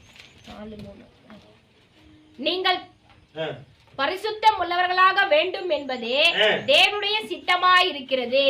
அந்தபடி நீங்கள் வேசி மார்க்கத்திற்கு விலகி இருந்து தேவனை அறியாத அஞ்ஞானிகளைப் போல மோக இச்சைக்கு உட்படாமல். வேதம் சொல்லுகிறது நீங்கள் பரிசுத்தம் உள்ளவர்களாக வேண்டும் என்பதே தேவனுடைய சித்தமாய் இருக்கிறது. சித்தமே அதுதான். அவர் இன்னிய வரைக்கும் நம்மள இந்த உலகத்துல வச்சிட்டு இருக்கிறதுக்கு காரணம் என்னன்னா, நீ எப்படியாவது பரிசுத்த வாழ்க்கைக்குள்ள வந்துடணும், எப்படியாவது பரிசுத்த வாழ்க்கை பெற்றுக்கொள்ளணும், எப்படியாவது கர்த்தருக்குள்ள நம்ம பரிசுத்தமா வாழணும். இதுதான் நம்முடைய வாழ்க்கையா. அவர் சித்தமே அதுதான், ஆசையா அதுதான். எத்தனை பேர் நம்புறீங்க? விசுவாசிக்கிறீங்களா? கவனிக்கிறீங்களா? எத்தனை பேர் விசுவாசத்தோட சொல்றீங்க நான் பரிசுத்தமாய் வாழுதா என்ன ஆண்டவர் இந்த பூமியில வச்சார்? ஆமென். சொல்லிட்டு அடுத்து சொல்றாரு பாருங்க, தேவனை அறியாத அஞ்ஞானிகள். இது நீங்கள் நீங்கள் பரிசுத்தமுள்ளவர்களாக வேண்டும் என்பதே தேவனுடைய சித்தமாய் இருக்கிறது. அந்தபடியே நீங்கள் வேசி மார்க்கத்துக்கு விலகி இருந்து தேவனை அறியாத அஞ்ஞானிகளைப் போல மோக இச்சைக்கு உட்படாமல். தேவனை அறியாத அஞ்ஞானிகளைப் போல மோக இச்சைக்கு உட்படாமல் உங்களில் அவனவன் தன் தன் சரீர பாண்டத்தையும் பரிசுத்தமாயும் கனமாயும் ஆண்டு கொள்ளும்படி அறிந்து இந்த விஷயத்தில் ஒருவனும் மீறாமலும் தன் சகோதரனை வஞ்சியாமலும் இருக்க வேண்டும். முன்னமே நாங்கள் உங்களுக்கு சொல்லி சாட்சியாக எச்சரித்தபடியே இப்படிப்பட்ட விஷயங்கள் எல்லாவற்றையும் குறித்து கர்த்தர் நீதியை சரி கட்டுகிறவராய் இருக்கிறார். போதும். இந்த வேதம் அழகா சொல்லுகிறது, உங்களில் அவனவன் தன் தன் சரீரத்தின்படி பரிசுத்தமாய் கனமாயும் ஆண்டு கொள்ளும்படி அறிந்து இந்த விசேஷத்தில் ஒரு விஷயத்தில் இந்த ஒருவனும் மீறாமல் தன் சகோதரனை வஞ்சியாமலும் இருக்க வேண்டும். முன்னமே நாங்கள் உங்களுக்கு சொல்லி சாட்சியாக எச்சரித்தபடியே இப்படிப்பட்ட விஷயங்கள் எல்லாவற்றையும் கர்த்தர் நீதியை சரி கட்டுகிறவராய் இருக்கிறார். அவயங்கள் ரொம்ப ரொம்ப முக்கியம். அல்லேலூயா, ஆமென். நம்ம அவயம் ரொம்ப ரொம்ப முக்கியம். Praise the Lord. அவயம் ஒண்ணே தவறு செய்வதுதான் நினைச்சிடாதீங்க. தவறான காரியங்களை நம்ம அவயத்துல கொண்டு வந்தாலும் பாவம், பரிசுத்தத்தை கெடுக்கும்.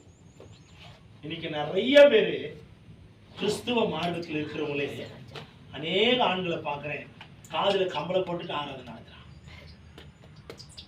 கையில வளையல போட்டுட்டு ஆராதனை நடத்துறான். வேதம் சொல்லலையே. நம்ம எதுக்காக வாழறோம்? தவறா எடுத்துக்காதீங்க தயவு செய்து. ஆண்டவர் பேசுகிற வசனத்தை நான் எச்சரிப்பது நல்லதுதானே சிஸ்டர்? நான் எச்சரிப்பது நல்லதுதானே? நான் ஒரு வழியா போறேன், அந்த வழியில பெரும் படுகொழி இருக்கியா? அந்த படுகொழி இருந்தோம் நான் கண்டு காணாம போயிட்டு, கண்டு காணாம போறது பிரச்சனை இல்லை, உங்களுக்கு சொல்லாம இருக்கிற பாரு, அதுதான் பெரிய பாவம். அல்லேலூயா. நியாய தீர்ப்பு நாளில் ஆண்டவர் என்னை கூப்பிட்டு, இத்தனை ஆத்தமா கொடுத்தனா, இத்தனை பேருக்கு நீ என்னத்தை சொல்லி கொடுத்தா ஆண்டவர் என்னை கேள்வி கேட்கும் போது கணக்கு சரியா கொடுக்கிறவனா நான் இருக்கணும். அல்லேலூயா. அவயங்களை நாம பாதுகாத்து வைத்துக் கொள்வது அவசியம். ஒவ்வொரு அவயமும் கர்த்தருடையது. அல்லேலூயா. அல்லேலூயா. அல்லேலூயா. உலக இச்சைக்கும் பாவ இச்சைக்கும் நம்ம அவயங்களை ஒரு நாள் செயல்படுத்தவே கூடாது. ஆமென். இன்னைக்கு நம்ம சரீரத்துல என்னென்ன போட்டுட்டு இருக்கிறோம், என்னென்ன செஞ்சுட்டு இருக்கிறோம், ஆண்கள் யாரு பெண்கள் யாருன்னு எனக்கு தெரியல. ஆண்கள் யாரு பெண்கள் யாருன்னு எனக்கு தெரியல. ரொம்ப வேதனையா இருக்கு, நினைக்கும் போது ரொம்ப வேதனையா இருக்கு. கர்த்தர் இதெல்லாம் பார்த்துட்டு இருக்கிறது காரணம் ஒன்றே ஒன்று, ஒரு நாள் நியாய தீர்ப்பு வரும். அல்லேலூயா. நம்ம நியாய தீர்ப்பு நாளிலே தலை குனிஞ்சு நிக்கணுமா தலை நிமிர்ந்து நிக்கணுமா அதை நல்லா யோசித்து பார்த்துக்கணும். நான் எச்சரிப்பின் சத்தத்தை கொடுக்க வேண்டியது என்னுடைய கடமை. ஆண்டவர் பேசுகிறார். அல்லேலூயா. அல்லேலூயா. அல்லேலூயா. மூன்றாவது வசனத்தை மறுபடியும் வாசிங்க சிஸ்டர். 5வது வசனத்தை வாசிங்க. உங்களில் அவன் தன் தன் சரீர பாண்டத்தையும் பரிசுத்தமாயும் கனமாயும் ஆண்டு கொள்ளும்படி அறிந்து. ஆமா, கனமாயும் பரிசுத்தமாயும் ஆண்டு கொள்ளணும்.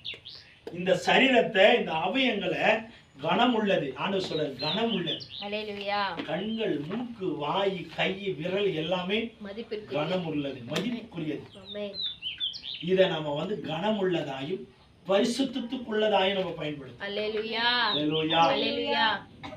நம்ம அவயங்களை நாமே கெடுத்து கொள்ளக்கூடாது. ஜீசஸ் ஆமென். ஒரு வீடியோவை பார்த்தேன். லண்டன் மாநகரத்துல உங்களுக்கு தெரியும், ஒரு அம்மா தன்னுடைய நகம் வந்து வளரல அப்படின்னு சொல்லி செயற்கை நகத்தை பொறுக்கணும்னு சொல்லி மொத்த நகத்தையும் பிடிக்கிட்டாங்க. மொத்த நகத்தையும் பிடுங்கி செயற்கை நகத்தை ஒட்டினாங்க. செயற்கை நகத்தை ஒட்டினா சரீரம் ஏற்றுக்குமா? செயற்கை நகம் ஒட்டினோடனே 5 வரலையும் கேன்சர், புற்றுநோய், விரல் புற்றுநோய் எல்லா இடத்துலையும் கட்டி வச்சிருச்சு. இந்த அம்மாவுக்கு தெரியல. அழகா இருக்குன்னு மீடியாலெல்லாம் காட்டினாங்க. கொஞ்ச நாள் கழிச்சு அந்த விரல் இருக்கிற அந்த செயற்கை நகம் தானா விட ஆரம்பிச்சு. என்னன்னு டாக்டர் கிட்ட போனாங்க. 5 வரலையும் கட்டி செக்அப் பண்ணாங்க, கேன்சர். காரணம் என்ன? இந்த நகத்தை எடுத்ததுனால, அந்த நகத்தின் வழியா கெமிக்கலை போட்டு அந்த விருவை ஓடுறதுனால அதில் உள்ள உண்டான கேன்சர். வியாதிய விலை கொடுத்து இன்னைக்கு மனுஷன் வாங்கிட்டு இருக்கான்.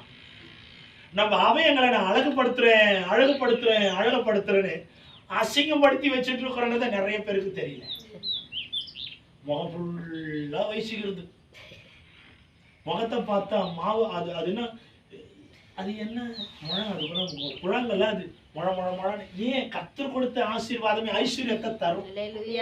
இந்த ஆசீர்வாதம் போதையா பாக்குறவங்க அவ்வளவு நம்மள ஆசீர்வாதமா பேசுவாங்க. அப்ப நம்ம அவயங்கள் ரொம்ப ரொம்ப முக்கியம். இயேசுடையதான் மறந்துறாங்க. நான் உடனே சொல்ல, என்ன தைரியம் நமக்கு? இயேசப்பாவுடைய சரீரத்தை நாம டிசைன் பண்றதுக்கு நமக்கு என்ன தைரியம்? இயேசப்பா சொன்னாரா, என் சரீரத்தை எனக்கு அழகா இல்லை, எனக்கு நகை வெட்டி விடி, நகத்தை வளர்த்து நானும் சொன்னார். இது யாருடைய சரீரம்? நான் கேட்கிறேன், எனக்கு தெரியல. இது யாருடைய சரீரம்? ஆமா, இந்த சரீரத்தை தொடுறதுக்கு நமக்கு என்ன அதிகம்? பாஸ்டர், என்ன பாஸ்டர் அப்படி சொல்றீங்க? நான் 4 வருஷம் முடி வெட்டாம இருக்க முடியுமா? பாக்குறேன் டெய்லியும் ஒருத்தர் வந்து படுத்துக்கிறாங்க அந்த பியூட்டி பார்லர். டெய்லி படுத்துக்கிறாங்க. புடிங்கி போட்டு என்னத்தான் வாழ போறோம்? பரிசுத்தம் இழந்து போறோமே, அழகை இழந்து போறோமே. அழகு கூட்டுறன்னு பரிசுத்தத்தை நம்ம இழந்து போயிட்டு இருக்கோமே. கர்த்தர் ரொம்ப துக்கப்படுகிறார். நம்ம அவயங்களை பாதுகாப்பது ரொம்ப ரொம்ப முக்கியம். ரொம்ப முக்கியம். கர்த்தர் அதுல ரொம்ப பிரியப்படுறார். அல்லேலூயா. அதுல 6வது வசனம், அதுல 3வது வசனம் சொல்லுது, நீங்கள் பரிசுத்தமுள்ளவர்களாக வேண்டும் என்பதே தேவனுடைய சித்தமாய் இருக்கிறது. அவருடைய சித்தமே அதுதான். இதனால அவருடைய சித்தத்தை நம்ம இழந்து போயிடக்கூடாது. அல்லேலூயா. ஆமென். அல்லேலூயா. பரிசுத்தத்தை நம்ம இழக்கிறோம் அப்படின்னா நல்லா கேட்டுக்கங்க, இயேசுவை நம்ம இழக்கிறோம். பரிசுத்தத்தை நம்ம தொலைக்கிறோம் அப்படின்னா இயேசப்பாவை தொலைக்கிறோம். ஆமென். பேச்சு, நடக்க, பார்வை, செயல் எல்லாமே பரிசுத்தமா இருக்கணும். ஆகையினால கர்த்தருடைய சமூகத்தில் இருக்கிறோன்றத மறந்துடாதீங்க. இங்க மட்டும் இல்ல, எங்க போனாலும் கர்த்தருக்கு முன்னாலதான் நம்ம இருக்கணும். ஆலயத்துல இருந்து விட்டு வெளியே வந்துட்டேன், இனி எப்ப கவலையே இல்லப்பா, எதை வேண்டுமானாலும் பேசலாம், எதை வேண்டுமானாலும் செய்யலாம். இல்லவே இல்லை. ஒவ்வொரு நிமிஷமும் கர்த்தருக்கு முன்னால நம்ம நிக்கிறோம். அல்லேலூயா. அதனால ஜாக்கிரதையா இருப்போம். கர்த்தர் நம்மை ஆசீர்வதிப்பார். 3வதாக பரிசுத்தமே தேவனின் அழைப்பு. 3வது பரிசுத்தமே தேவனின் அழைப்பு. 1 தெசலோனிக்கேயர் 4:7 வாசிங்க. அதுல 7வது வசனத்தை வாசிங்க. தேவன் நம்மை அசுத்தத்திற்கு அல்ல பரிசுத்தத்திற்கே அழைத்திருக்கிறார். பரிசுத்தத்திற்கு. கெட்ட வார்த்தை பேசுறதுக்கும், ஒருத்தனை பகைக்கிறதுக்கும், ஒருத்தனை கொலை பண்றதுக்கும், ஒருத்தனை வீணா வந்து வார்த்தையினால சாகடிக்கிறதுக்கும் கர்த்தர் நம்மள அழைக்கல. தெளிவா புரியுதா? கவனிக்கிறீங்களா? ஆமென். இயேசப்பா நம்மள அழைச்ச நோக்கமே வேற. அவர் நம்மை பரிசுத்தத்திற்கென்று அழைச்சிருக்கிறார். பரிசுத்தமா வாழணும், பரிசுத்தமா நடக்கணும், பரிசுத்தமா பேசணும், பரிசுத்த அன்புள்ளவர்களா நம்ம இருக்கணும்ன்றதுக்கு தான் கர்த்தர் நம்மை தேடி எடுத்து. ஒன்று சொல்லட்டுங்களா? ஆண்டவர் எல்லாவற்றையும் அழைச்சாலும் தேவை உள்ளவர்களை மட்டும்தான் பொறுக்கிட்டு. புரியுதுங்களா? அழைத்தவர்கள் அநேகராய் இருந்தாலும் தெரிந்து கொள்ளப்பட்டவர்கள் சிலர். இப்ப நீங்கள் ஞானம் யாருங்கயா? அழைத்தவர்களா தெரிந்து கொள்ளப்பட்டவர்கள், தெரிந்து கொள்ளப்பட்ட சந்ததி. மறந்துடாதீங்க. நீங்க அழைக்கப்பட்டவர்களா இருக்கணும்னா மறுபடியும் பின்மாற்றத்துக்கு போயிருவோம். நான் அழைக்கப்பட்டவங்களாவே இருந்துட்டு போறேன். இல்ல, நான் தெரிந்து கொள்ளப்பட்டவன். அல்லேலூயா. முறை நம்ம சொன்னாங்க, இவன் சாக கிடக்கும் போது நான் மடியில வச்சு ஒரே ஒரு வார்த்தை தான் சொன்னேன், இவன் ஜீவனுள்ள நாளெல்லாம் ஊழியத்திற்காக நான் ஒப்பு கொடுக்குறேன். இவன் ஊழியக்காரனா தான் போகணும். ஆனா ஒண்ணு, நான் ஊழியக்காரனா போகணும். கர்த்தர் எல்லாரையும் அழைச்சாலும் ஒருத்தனை தான் தேர்ந்தெடுக்கிறார். புரியுதா? நான் சொல்றது புரியுதுங்களா? அழைத்தவர் அநேகர், தெரிந்து கொள்ளப்பட்டது ஒரு சிலர். நம்ம ஒரு சிலர். அந்த கூட்டத்துல நாம இருக்கிறோமா? அதுதான் பாக்கியம். இந்த நிமிஷம் எத்தனை பேர் சொந்த வேலைக்கு ஓடி இருக்கலாம், முடியலன்னு தூங்கலாம், முடியலன்னு எங்கேயோ இருக்கலாம், சரீர பலத்துல மருத்துவமனையில். ஆனா நீங்களும் நானும் ஆசீர்வதிக்கப்பட்டவர்களா? ஆராதிக்க கிருபையை ஆண்டவர் கொடுத்திருக்கிறார். அல்லேலூயா. அழகா சொல்லுங்க பாருங்க. தேவன் நம்மை அசுத்தத்திற்கல்ல பரிசுத்தத்திற்கே அழைத்திருக்கிறார். ஆகையால் அசட்டை பண்ணுகிறவன் மனுஷரை அல்ல, தமது பரிசுத்த ஆவியை நமக்கு தந்தருளின தேவனையே அசட்டை பண்ணுகிறான். அல்லேலூயா. அல்லேலூயா. ஒருவேளை இப்ப நான் ஏன்கிட்ட வரேன், ஒருவேளை இவ்வளோ நேரம் கர்த்தர் பேசினார், இவருக்கு வேற வேலை வெட்டி இல்லை, இவர் இப்படியே பேசட்டும், தப்பா எடுத்துக்காதீங்க சொல்றேன், இவர் இப்படியே பேசட்டும், அவருக்கு என்ன, அவர் வேலை, நமக்கு என்ன, நம்ம வாழ்ந்து போலாம், இருந்துடாதீங்க. அதுக்கும் ஆண்டவர் ஒரு வார்த்தையை சொல்லிட்டாரு, அசட்டை பண்ணுகிறது மனுஷனை அல்ல, அசட்டை பண்ணுகிறவன் மனுஷரை அல்ல, தமது பரிசுத்த ஆவியை நமக்கு தந்தருளின தேவனையே. தேவனையே. இன்னைக்கு நீங்க ஒரே ஒரு நிமிஷம், இன்னைக்கு நீங்க எனக்கு தெரியல யாராச்சும் ஒருத்தர் மனசுல அப்படி நினைச்சிருந்தீங்க, நினைக்க மாட்டீங்க. என் மக்கள் ரொம்ப அருமையான ஒரு கர்த்தருடைய பிள்ளைங்க நான் விசுவாசிக்கிறேன். நான் போற இடத்துல எல்லாம் நான் சொல்றது அப்படிதான். எங்க சபை மக்கள் யூடியூப் கேளுங்க, ஆரம்பம் முதல் முடிவு வரைக்கும் ஸ்தோத்திரம் அல்லேலூயா வந்துட்டே இருக்கும். ஸ்தோத்திரம் அல்லேலூயா மக்கள் கிட்ட வந்துட்டே இருக்கும். கர்த்தர் அப்படிதான் வச்சிருக்கிறாரு. அல்லேலூயா. பாருங்க, அசட்டை பண்ணுகிறது மனுஷன் அல்ல, என்ன அல்ல.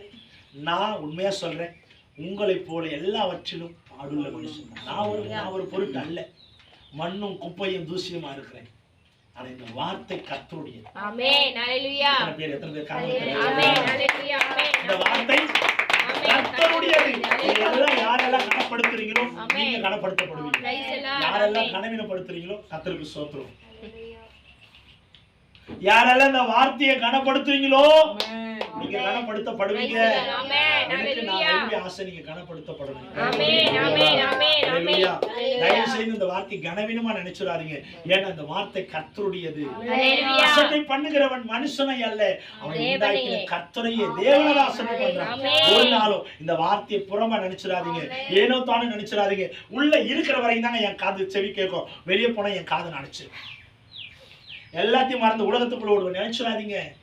கர்த்தர் பார்த்துட்டே இருக்கு. அல்லேலூயா. அல்லேலூயா. அல்லேலூயா. இந்த வார்த்தை எல்லாம் ஆண்டவர் பேசுவதற்கு காரணம் என்ன? நாம பரிசுத்தமா இந்த உலகத்துல. ஆமென். ஆமென். ஆமென். அல்லேலூயா. பரிசுத்தம் தான் கர்த்தருக்கு ரொம்ப ரொம்ப பிடிக்கும். ஆமென். ஆமென். என்றால் வார்த்தை சொல்லுங்க, ஆகையால் அசட்டை பண்ணுகிறவன் மனுஷரை அல்ல, தமது பரிசுத்த ஆவியை நமக்கு தந்தருளின தேவனையே அசட்டை பண்ணுகிறார். சகோதரரே, சகோதர சிநேகத்தை குறித்து நான் உங்களுக்கு எழுத வேண்டுவது இல்லை. நீங்கள் ஒருவரில் ஒருவர் அன்பா இருக்கும்படி தேவனால் போதிக்கப்பட்டவர்களாய் இருக்கிறீர்களே. ஆமா, இது எல்லாமே சகோதரத்துவ அன்பில நம்ம வாழ கற்றுக்கொள்ளணும். ஆமென். அந்த பரிசுத்த வாழ்க்கை நமக்கு வேணும். அல்லேலூயா. பரிசுத்தம் என்ன கொடுக்கும், என்ன கற்றுக் கொடுக்கணும்? அன்புத்துவத்தை கற்றுக் கொடுக்கணும், சகோதரத்துவத்தை கற்றுக் கொடுக்குது, ஒவ்வொரு வார்த்தையில நாம நிலைச்சிருக்க கற்றுக் கொடுக்குது. அதனால இந்த வார்த்தையில ஒவ்வொருவரும் நிலைச்சிருங்க. எந்த இடத்துல போனாலும் உங்களுக்கு விரோதமாய் பரிசுத்த சீர்குலைப்பு வந்தாலும் இயேசுவின் நாமத்தில் அதை என்னை விட்டு விலகி போகட்டும்னு சொல்லுங்க. அவங்க பண்ணாங்க, நான் எங்கேயோ இல்ல, அந்த இடத்துல நமக்கு அது தகுதி இல்லை. நம்ம யூத ராஜ சிங்கத்தின் பிள்ளைங்க. சிங்கம் எதுக்கு ராஜா? ரோட்டுக்கு ராஜாவா காட்டுக்கு ராஜாவா?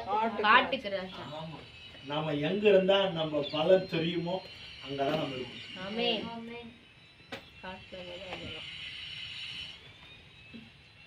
சிங்கம் காட்டுல இருந்தாதான் அதோட தரமே வேற. ஆடுனாவே சிங்கம் தான் நாங்க. அது போல பரிசுத்தம்னாவே கிறிஸ்து இயேசுவின் பிள்ளைகள். அவங்க செஞ்சாங்க பாஸ்டர், நான் எங்கேயோ நின்னேன், நான் எதுவும் சாப்பிடல பாஸ்டர், கையில மட்டும் வாங்கிக்கினேன். இல்ல பாஸ்டர் அங்க வைக்க சொல்லிட்டேன். எதுவும் நெவர். ஆண்டவருக்கு முன்னால இந்த சாக்கு போக்கு வரவே கூடாது. ஏத்துக்கவே படாது. என்ன கூப்பிட்டாங்க, எனக்கு ஆராதனை இருக்கு, நீ போ. எனக்கு ஆராதனை இருக்கு, என்ன ஆண்டவர் எதிர்பார்ப்பார், நான் ஆண்டவர் ஆராதி எப்பா எனக்கு கொடுத்த 2.5 மணி நேரம் அவர் ஆராதிக்கணும், அவரை துதிக்கணும், அவர் நல்லவர்னு சொல்லணும். எனக்கு கொடுத்த நேரத்தை நான் பயன்படுத்தேன். எத்தனை பேர் இதுல விசுவாசமா இருந்துட்டீங்கன்னா நம்ம வாழ்க்கையில தோக்கடிப்போம். ஒரு மனமா இல்ல. அல்லேலூயா. சிங்கர் ராஜாவுடைய பிள்ளைங்க ராஜா போல இருக்கும். ஆமென். அதனால ஒவ்வொன்றிலும் நம்ம ஜாக்கிரதையா நடக்க கற்றுக்கொள்ளுங்க. பரிசுத்தத்தை இழந்து போகாதீங்க.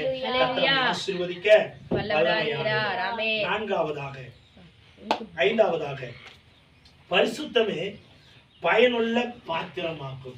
பரிசுத்தமே நம்ம பயனுள்ள பாத்திரமாய் மாற்றும். எடுத்து வாசிக்கலாம். 2 தீமோத்தேயு 2ஆம் அதிகாரம் 20வது வசனம்.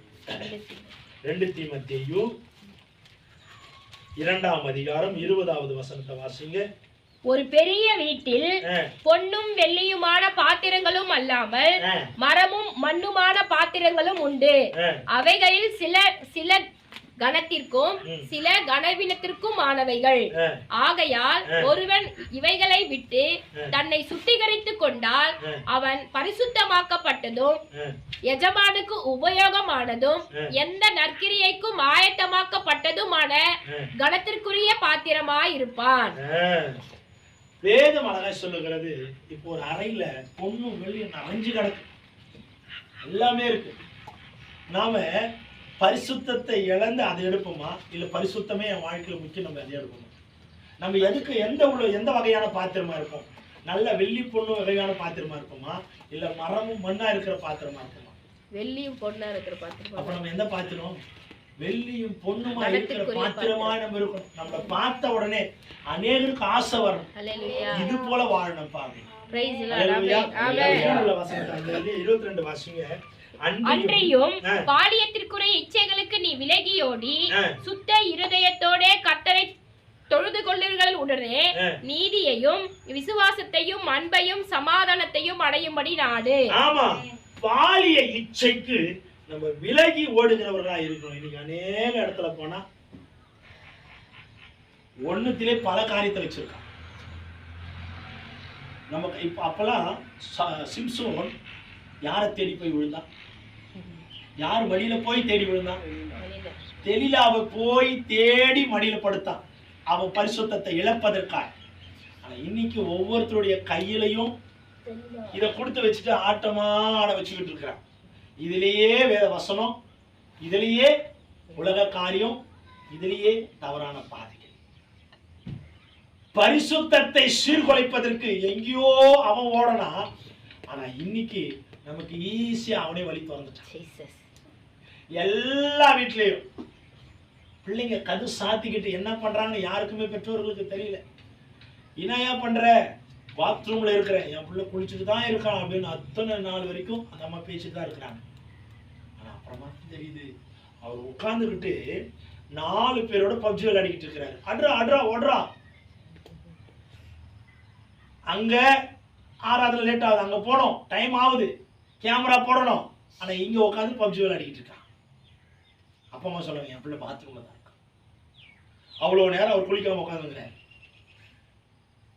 அப்ப இன்னைக்கு மனுஷன் பாவத்தை தேடி போய் விழுந்த நாட்களை விட இன்னைக்கு பாவமே தனக்குள்ள வச்சுட்டு வாடுற நாட்கள் அதிகமா இருக்கு. அல்லேலூயா.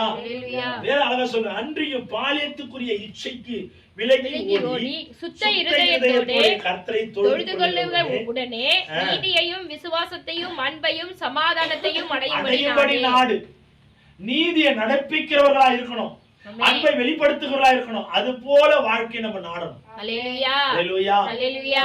வா போலாம் அப்படின்னு சொன்ன உடனே பேக தூக்கிட்டு கிளம்பி போகிற அநேக கிறிஸ்துவர்கள் உலகத்துல உண்டையா. சாயந்திர ஆராதனை இன்னைக்கு 3 ஆராதனை வசதியா போச்சு. 3 ஆராதனை வசதியா போச்சு. என்ன இப்ப துவங்கிட்டோம் அப்படின்னா, வர முடியாதவங்களுக்காக அந்த ஆராதனை. எதுக்கு வர முடியாதவங்க? வேலைக்கு போறவங்க, சூழ்நிலைக்கு நிமித்தமாய் வர முடியாதவங்களுக்கு தான் ஈவினிங் சர்வீஸ். சூழ்நிலையை நமக்கு சாதகமா மாத்தவங்களுக்கு கூடவா ஈவினிங் சர்வீஸ்? எங்கேயா போனேன் அதை சொல்ல அத்தனை நேரம் யோசிக்கிறாரு. புது படம் போட்டான், இன்னைக்கு விட்டா டிக்கெட் கிடைக்காது, பார்த்துட்டு நீனா வந்து கேட்ப ஆண்டவர்கிட்ட, ஆண்டவரே நல்ல முறையில எனக்கு அந்த டிக்கெட்டை வாங்கி கொடுத்ததற்காக நன்றி பண்ண சொல்லுவியா?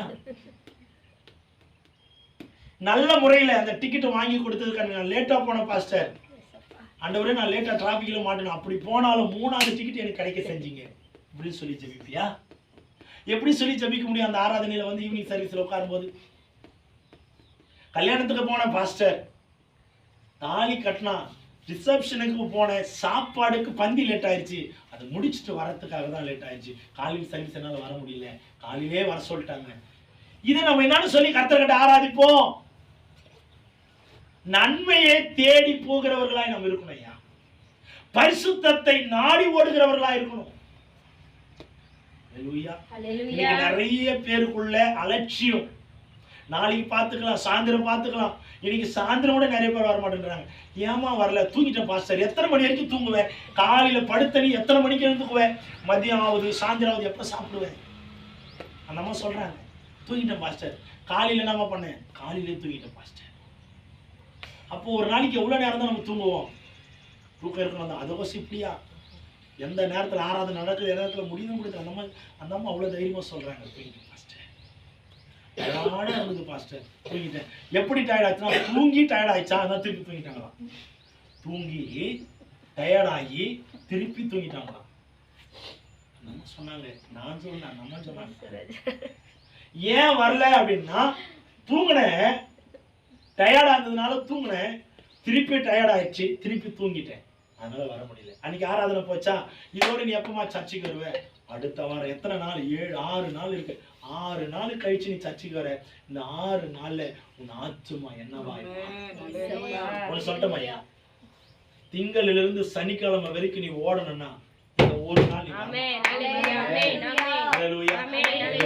திங்கட்கிழமையில இருந்து சனிக்கிழமை வரைக்கும் உன் வேலை, உன் வாழ்க்கை, உன் குடும்பம், உன் படிப்பு, உன்னுடைய எல்லா தனிப்பட்ட வாழ்க்கை, உன்னுடைய குடும்ப சூழ்நிலை எல்லாமே சரியா நடக்கணும்னா இந்த ஆராதனையில நீ வரணும்.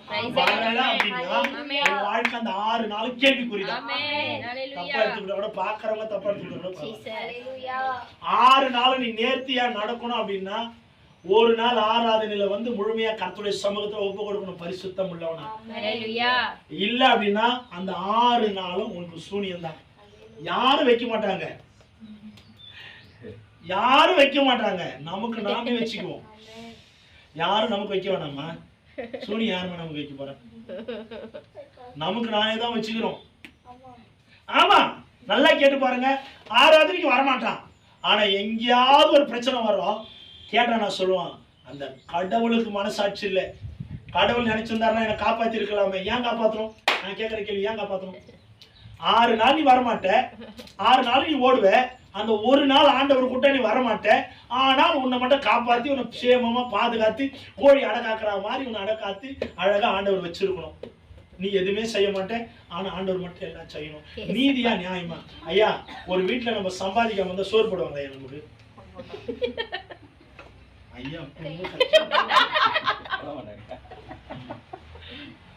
நீங்க ஐயாவை ரொம்ப கொடுப்படுத்த நீங்க சிஸ்டர். உண்மை உண்மை. அப்போ இயேசு கிறிஸ்து மட்டும் நீ எதுவுமே செய்யாம உனக்கு செய்யணும்னு எதிர்பார்க்கறது நியாயமா? நியாயமா? அதனால நினைச்சு பாருங்க. வீட்லயே நமக்கு சம்பாதிக்கல, துட்டு கொடுக்கலன்னா சோறு போட மாட்டேன்றாங்க. ஆண்டவருக்குள்ள நம்ம நேரத்தை கொடுக்கலன்னா, அவரை துதிக்கணும், அவர் மட்டும் நம்மளை எப்படி கவனிப்பாரு? எப்படி ஆசீர்வாதத்தை கொடுப்பாரு? எதுவுமே செய்ய மாட்டேன், நான் மட்டும் எல்லாத்தையும் செஞ்சிடணும்னா அவருக்கும் வந்து கோவம் வருமா வராதையா? நாம பாதுகாக்கிறவர்களாய் பத்திரமா இருக்கணும், பரிசுத்தமா வாழணும். அல்லேலூயா. அதுல 24 வாசிங்க, 23 வாசிங்க. புத்தியீனமும் அயுக்தமான தர்க்கங்கள் சண்டையை பிறப்பிக்கும் என்று அறிந்து அவைகளுக்கு விலகியிரு. ஆமா, புத்தியினமும் அயோக்கியத்தனங்கள் சண்டைகளை பிறப்பிக்கும் என்று. புத்தியினமா நடக்கிறது, புத்தியினமா பேசுறது, அயோக்கியத்தனமான செயல்கள். இன்னைக்கு ஆண்டவர் அட்வைஸ் பயங்கரமா பண்றார். அல்லேலூயா. அட்வைஸ் பயங்கரமா பண்றார். இந்த அட்வைஸ் எதுக்குன்னா, ஏதோ இடத்துல நம்ம மாற வேண்டியது, ஏதோ ஒரு இடத்துல நம்ம விலகி ஓட வேண்டியதா. நாம சுகமா இருக்கிறோம், சுகமா இல்லாதவர்கள் சொல்ற ஒரு வார்த்தை, நீ நல்லா இருக்கிறீங்க, நாங்க நல்லா இல்லாத காரணம் எதையோ நாங்க கற்றுக்கொள்ளல. அல்லேலூயா. ஆமென். இன்னைக்கு ஆசீர்வாத மெசேஜ் தான் எல்லாருக்கும் பிடிக்குது. கர்த்தர் உன்னை எந்த இடத்துல இருந்தாலும் நீ ஆசீர்வாதமா இருப்ப. நீ ஒரு வாரம் பூலத்துல போனாலும் அந்த சண்டே வரலன்னு கூட பரவாயில்ல, கர்த்தர் நீ எங்க இருந்தாலும் உன்னை ஆசீர்வதிப்பார். இப்படி பாசம் ஜெபம் பண்றாங்க. எப்படி ஜெபம் பண்றாங்க? ஆண்டவரே, அந்த ஐயா சர்ச்சுக்கு வரல, இருந்தாலும் அந்த ஐயா போகிற இடமெல்லாம் அப்படி சமூகம் முன்பாக இருக்கட்டும். இந்த ஜெபம் ஆண்டவர் கேட்கணும்ன்றாங்க எல்லாரும். ஆண்டவரே, அந்த ஐயா என்ன கஷ்டமோ போயிட்டாரு, பாதுகாத்துக் கொள்ளுங்க. போகிற இடத்துல தேவ தூதர்களை சேனையாய் பாதுகாத்து வச்சுக்கோங்க. ஆனா அந்த ஐயா எந்த ஒயின் ஷாப்ல இருக்கிறாரோ தெரியாது. ஆனா அதுக்கும் ஆண்டவரை பாதுகாப்பு போட சொல்றாங்க நம்ம மக்கள். அல்லேலூயா. ஆமாங்க, இதுதான் நடக்குது. ஐயா என்ன சொல்லிட்டு போயிருப்பாரு, ஐயா எனக்கு வேலை முடியல, முக்கியமான ஒரு வேலை, நான் போனோம், இல்லை என் மேனேஜரோ என் HR என்னை திட்டுவான், தயவா மன்னிச்சுங்க, ஜெபம் பண்ணிக்கன்னு இவர் சொல்லிட்டு போயிடுவாரு. பாஸ்டர் முழங்கால நின்று 1 hour 2 hour ஜெபிப்பாரு. ஆனா அந்த ஐயா ஆபீஸுக்கு தான் போனாரான்னு தெரியாது. ஆனா அவரு போறது வேற. ஆனா இதுக்கெல்லாம் ஆண்டவரை பாதுகாப்பா போட்டா வேலையாகுமா? நம்ம மக்கள் எதுக்கெல்லாம் பாதுகாப்பு கேட்கறாங்க அப்படின்னு தெரியல. புத்தி நம்ம அயோக்கியத்தனமான சண்டைகளை பிறப்பிக்கும் என்று அறிந்து அவைகளுக்கு விலகி அயோக்கியத்தனமும் தர்க்கமும் சண்டைகளை பிறப்பிக்கும். எந்த இடத்துல போனாலும் ஐயா சமாதானமா பேசி வந்துருங்க. ஏன்னா பிசாசு என்ன நினைக்கிறேன் தெரியுமா? சொல்லட்டுமா? ஏதாவது நீ வாய் விடுவியா, அப்படியே உன்னை மடைக்கலாமான்னு பார்த்துட்டு இருக்கிறான். கெஜிக்கிற சிங்கத்தை போல அவன் அலைகிறான். சும்மா கொஞ்சம் பிரச்சனை. எனக்கு அதுதான் ரொம்ப. நேற்று கூட ஐயா வேலையாவோட வாழ்க்கையில கூட என்ன ரொம்ப வேதனையான ஒரு காரியம். ஆனா ஒண்ணுமே இல்லை, பிள்ளைய விட்டுட்டு அப்படி திரும்பும் போது இவ்வளோ பெரிய ஒரு உயிர் சேதங்கள். அந்த ஐயாவுக்கு 3 மணி நேரம் அவ்வளவுதாங்க, 3 நாள் அவ்வளவுதான். இப்போ எங்களுடைய மனநிலைமையில என்ன, எந்த நேரத்துல எது ஆகும்? காலத்துக்கு மாறுமா சிஸ்டர்? என்னால ஒரு உயிர். காரணம் பிசாசு பாருங்க, எப்படி எல்லாம் நம்மளை சோதிக்கிறேன், எப்படி எல்லாம் பிரச்சனை பண்ணுவான். நாம ஜாக்கிரதையா இருக்கணும். தர்க்கங்களும் அந்த அந்த வார்த்தை அழகா சொல்லுது,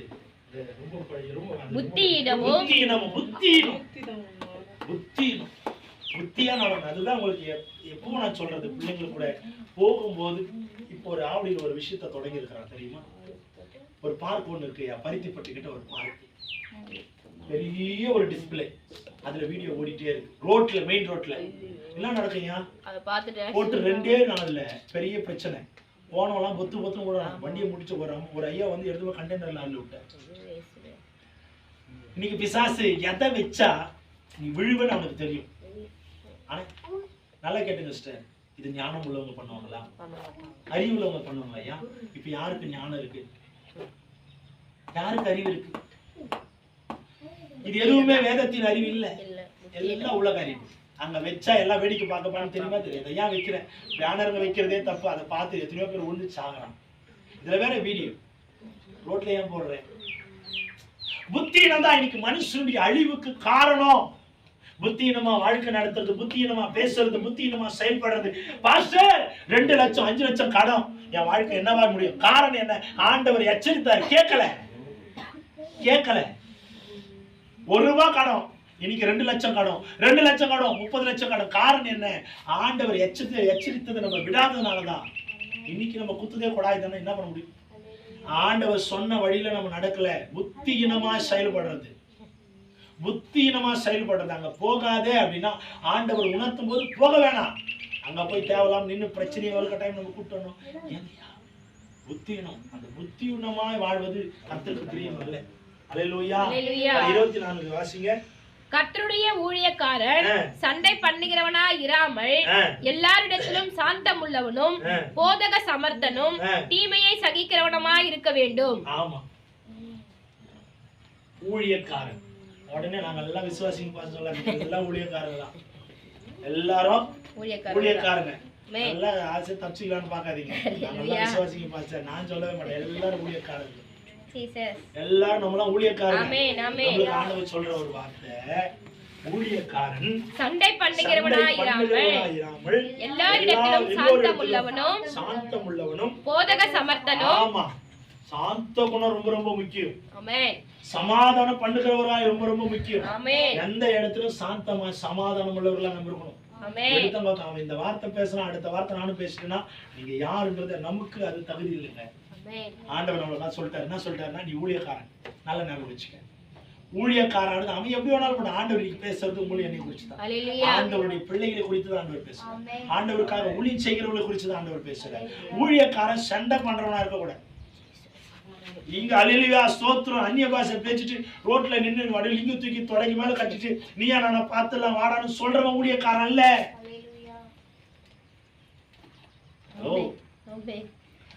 அவன் இடிச்சே போட்டாலும் உங்களுக்கு பொருளவுதான் வீடு. ஒரு நாள்ல என்ன குறிச்சு சாட்சி சொல்றேன், உண்மை உள்ள ஒரு சாட்சி. ஒரு நாள்ல ஓட்டு வழியா மழை தண்ணி ஊத்தும், வழி கிடையாது. எங்க வீடு ஓதம் கிளம்பிட்டே இருக்கும், எப்பவும் ஈரமா தான் இருக்கும், காலிக்கீழ வைக்க முடியாது, அவ்வளவு சொதான்னு இருக்கும். கோணி போட்டாலும் கோணி நனைஞ்சு அதுக்கு மேலே தண்ணி வந்துடும், அந்த அளவுக்கு ஓதம் கிளம்பிட்டே இருக்கும். படுக்கணும்னாலும் படுக்க முடியாது, கோணி பைய வைக்காவை போட்டு படுத்த நாட்கள் உண்டு.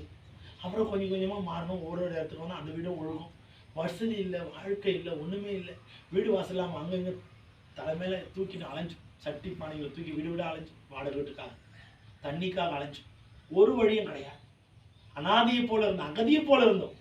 ஆனா ஆண்டவர்கிட்ட ஒன்று மாத்திரம் கேட்டோம், ஆண்டவரே நீங்க அடியர்களுக்காக ஒரு இல்லத்தை கொடுங்கப்பா. ஆண்டவரத்தை கேட்கும்போது நம்பி எங்களுக்கு இல்லத்தை கொடுத்துட்டு, நான் சொன்னார் பிரச்சனையும் அனுமதிச்சார். கொடுத்துட்டு பிரச்சனையும் அனுமதிச்சார். என்ன அனுமதிச்சாருன்னா, நான் இதை கொடுத்துட்டேன், நீ இதை நேசிக்கிறியா, கொடுத்த என்ன நேசிக்கிறியா? நான் இன்னைக்கு நைட்டு போன நைட் நான் அதை யோசிச்சேன். ஆண்டவர் ஏன் நமக்கு சொந்தமா வீடு கொடுத்தாரு? வீடு கொடுத்தவர் ஏன் அந்த பிரச்சனையை கொடுக்கணும், அந்த பிரச்சனையை அனுமதிக்கணும் அப்ப நான் நினைக்கும் போது அதுல என் உண்மையை உத்தமத்தை பார்த்தேன். நான் ஊழியக்காரன்றது ஒரு பக்கம் அடையாளம் இருந்தாலும் அந்த ஊழியக்காரனுக்குரிய அடையாளம் என்னன்றது ஆண்டவர் பார்த்தார். பார்க்கும்போது நான் யோசிச்சேன், அவ்வளவு பெரிய இடத்த ஒரு ஓனரே ஆக்கிரமிக்க கூடாது. அவனுக்கு தெரியும், ஆக்கிரமிச்சா நாளைக்கு பிரச்சனை வரும், நமக்கு தான் பெரிய இழப்பு வரும்னு அவனுக்கு தெரியும். இருந்தாலும் பிசாசு அவன் மூலமா ஒரு பிரச்சனையை கொண்டு வந்து என்னுடைய நிலத்தை 2 அடி அவன் ஆக்கிரமிச்சுட்டான். 2 அடி ஆக்கிரமிச்சு வச்சிருந்தவன் எவ்வளவு பெரிய பிரச்சனை அவன் கொடுக்குறான். எங்களுக்கு நீ வரவே கூடாது, இந்த பக்கம் நிற்க கூடாது. ஆனாலும் பிசாசு என்னை தூண்டும் போது ஒரு வார்த்தை சொல்றான், சண்டை போடு, பிரச்சனை பண்ணு, அடி, கேச கூடு, இத்த பண்ணு, அத்தை பண்ணு.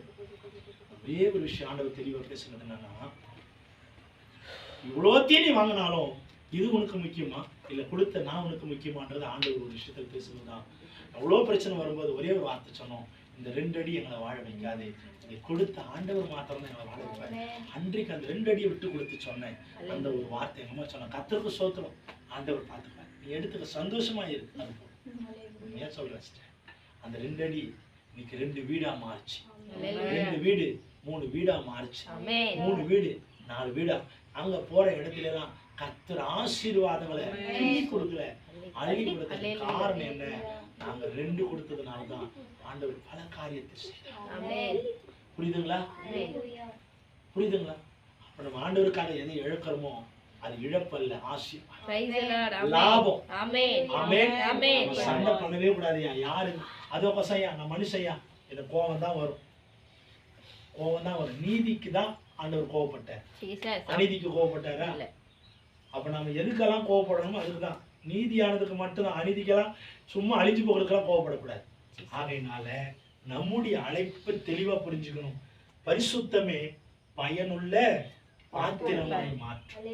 நம்ம நல்ல பாத்திரமா இருக்கணும்னா, கர்த்தருக்குரிய பாத்திரமா இருக்கணும்னா நாம பரிசுத்தத்துல வாழ கற்றுக்கொள்ளணும். கர்த்தருடைய வார்த்தையில நிலைச்சிருக்கலாம், கர்த்தரோடு நம்ம இருப்போம், கர்த்தர் நம்மை ஆசீர்வதிப்பார். கடைசியா ஒரே ஒரு வசனம், பரிசுத்தமே பரலோகம் கூட்டி செல்லும். பரிசுத்தம் தான் பரலோகத்துக்கு கூட்டி செல்லும். 2 பேதுரு 3ஆம் அதிகாரம் 11ஆவது வசனம். கடைசியா நான் முடிக்கிறேன். 2 பேதுரு 3ஆம் அதிகாரம் 11ஆவது வசனம். இப்படி இவைகளெல்லாம் அழிந்து போகிறதா இருக்கிறபடியால் நீங்கள் எப்படிப்பட்ட பரிசுத்த நடக்கையும் தேவ பக்தியையும் உள்ளவர்களாய் இருக்க வேண்டும். 12 தேவனுடைய நாள் சீக்கிரமாய் வரும்படிக்கு மிகுந்த ஆவலோடே காத்திருங்கள். அந்த நாளில் வானங்கள் வெந்து அழிந்து பூதங்கள் எரிந்து உருகி போகும். எல்லாமே ஆண்டவருடைய வருகையில இந்த பூமியா இருக்காது. நல்லா சொல்றேன் கேட்டுங்க. இந்த பூமி பார்க்கிறது எதுவுமே அதே மாதிரி இருக்காது. எல்லாமே வெந்து அழிந்து போகும். ஆண்டவருடைய வருகையில பரிசுத்தமா இருப்பீங்க அப்படின்னா ஆண்டவருடைய வருகையில நாம பரிசுத்தமா எடுத்துக் கொள்ளப்படுவோம். அதுல 13வது வசனத்தை வாசிங்க. அவருடைய வாக்குத்தத்தத்தின்படியே நீதி வாசமாயிருக்கும் புதிய வானங்களும் புதிய பூமியும் உண்டாகும் என்று காத்திருக்கிறோம். ஆமா, ஆண்டவருடைய வருகையில இது எல்லாமே முற்றிலுமாய் அழிக்கப்படும். புதிய வானம் புதிய பூமி உருவாக்கப்படும். அல்லேலூயா. இந்த பழையதெல்லாம் இன்னைக்கு பாக்குற எல்லாமே ஒரு நாள் கர்த்தருடைய வருகையில எல்லாமே இதுவுமே இருக்காது. எல்லாமே மறுரூபமாக்கப்படுகிறது. 14 வாசிங்க. ஆகையால் பிரியமானவர்களே, இவைகள் வர காத்திருக்கிற நீங்கள் கரையற்றவர்களும் பிழை இல்லாதவர்களுமாய் சமாதானத்தோடே அவர் சந்நிதியில் காணப்படும்படி ஜாக்கிரதையாய் இருங்கள். எல்லாமே போயிடும். ஆனா நீங்கள நானும் எப்படி இருக்கணுமா? ஜாக்கிரதையா இருக்கணும். கரையற்றவர்களா இருக்கணும். கரை படிந்தவர்கள் அல்ல, கரை இல்லாதவர்களா இருந்தாதான் அந்த மறுரூபமாகிற காலத்துல நாமும் மறுரூபமாய் பரிசுத்தமா இருக்கிறவங்களுக்கு தான் கரை இல்லாத ஒரு வாழ்க்கை. ஆமென். இப்ப பாக்குற பூமி வானம் இருக்கவே இருக்காதுங்க. அது எல்லாமே வெந்து எப்படி போகும்? உருகி போகும். எதுவுமே நிலையானது இல்லை. எல்லாமே கையில தொட்டா தண்ணி மாதிரி மாறி போகும். அப்ப பாருங்க ஆண்டவர் இந்த உலகத்தை எப்படி வச்சிருக்கிறார். அவருடைய வருகையில எதுவுமே உண்மையா இருக்க, எல்லாமே மாறிடும். மறுரூபமாய் மாறும். எல்லாமே வெந்து உருகி போகும். ஆனால் பரிசுத்தமா இருப்பதுதான் கர்த்தருக்குரிய ஆசீர்வாதம். ஜாக்கிரதையா இருங்கன்றார் ஆண்டவர். சொல்லும்போது கடைசியில் சொல்றாரு, ஜாக்கிரதையா இருங்கள் சமாதானத்தோடு அவர் சந்நிதியில் காணப்படும்படி ஜாக்கிரதையா இருங்கள். நம்ம அவர் சந்நிதியில நிக்கணும்னா ஜாக்கிரதையா இருக்கணும். எல்லாவற்றிலும், எல்லா வேலையிலும், எல்லா செயலிலும். ஆகையினால எந்த சூழ்நிலையிலும் பரிசுத்தத்தை இழந்துடாதீங்க. பரிசுத்த வாழ்க்கை வாழ அர்ப்பணிங்க. பரிசுத்தத்துல ஓட கற்றுக்கொள்ளுங்க. கர்த்தர் நம்மை ஆசீர்வதிப்பார்.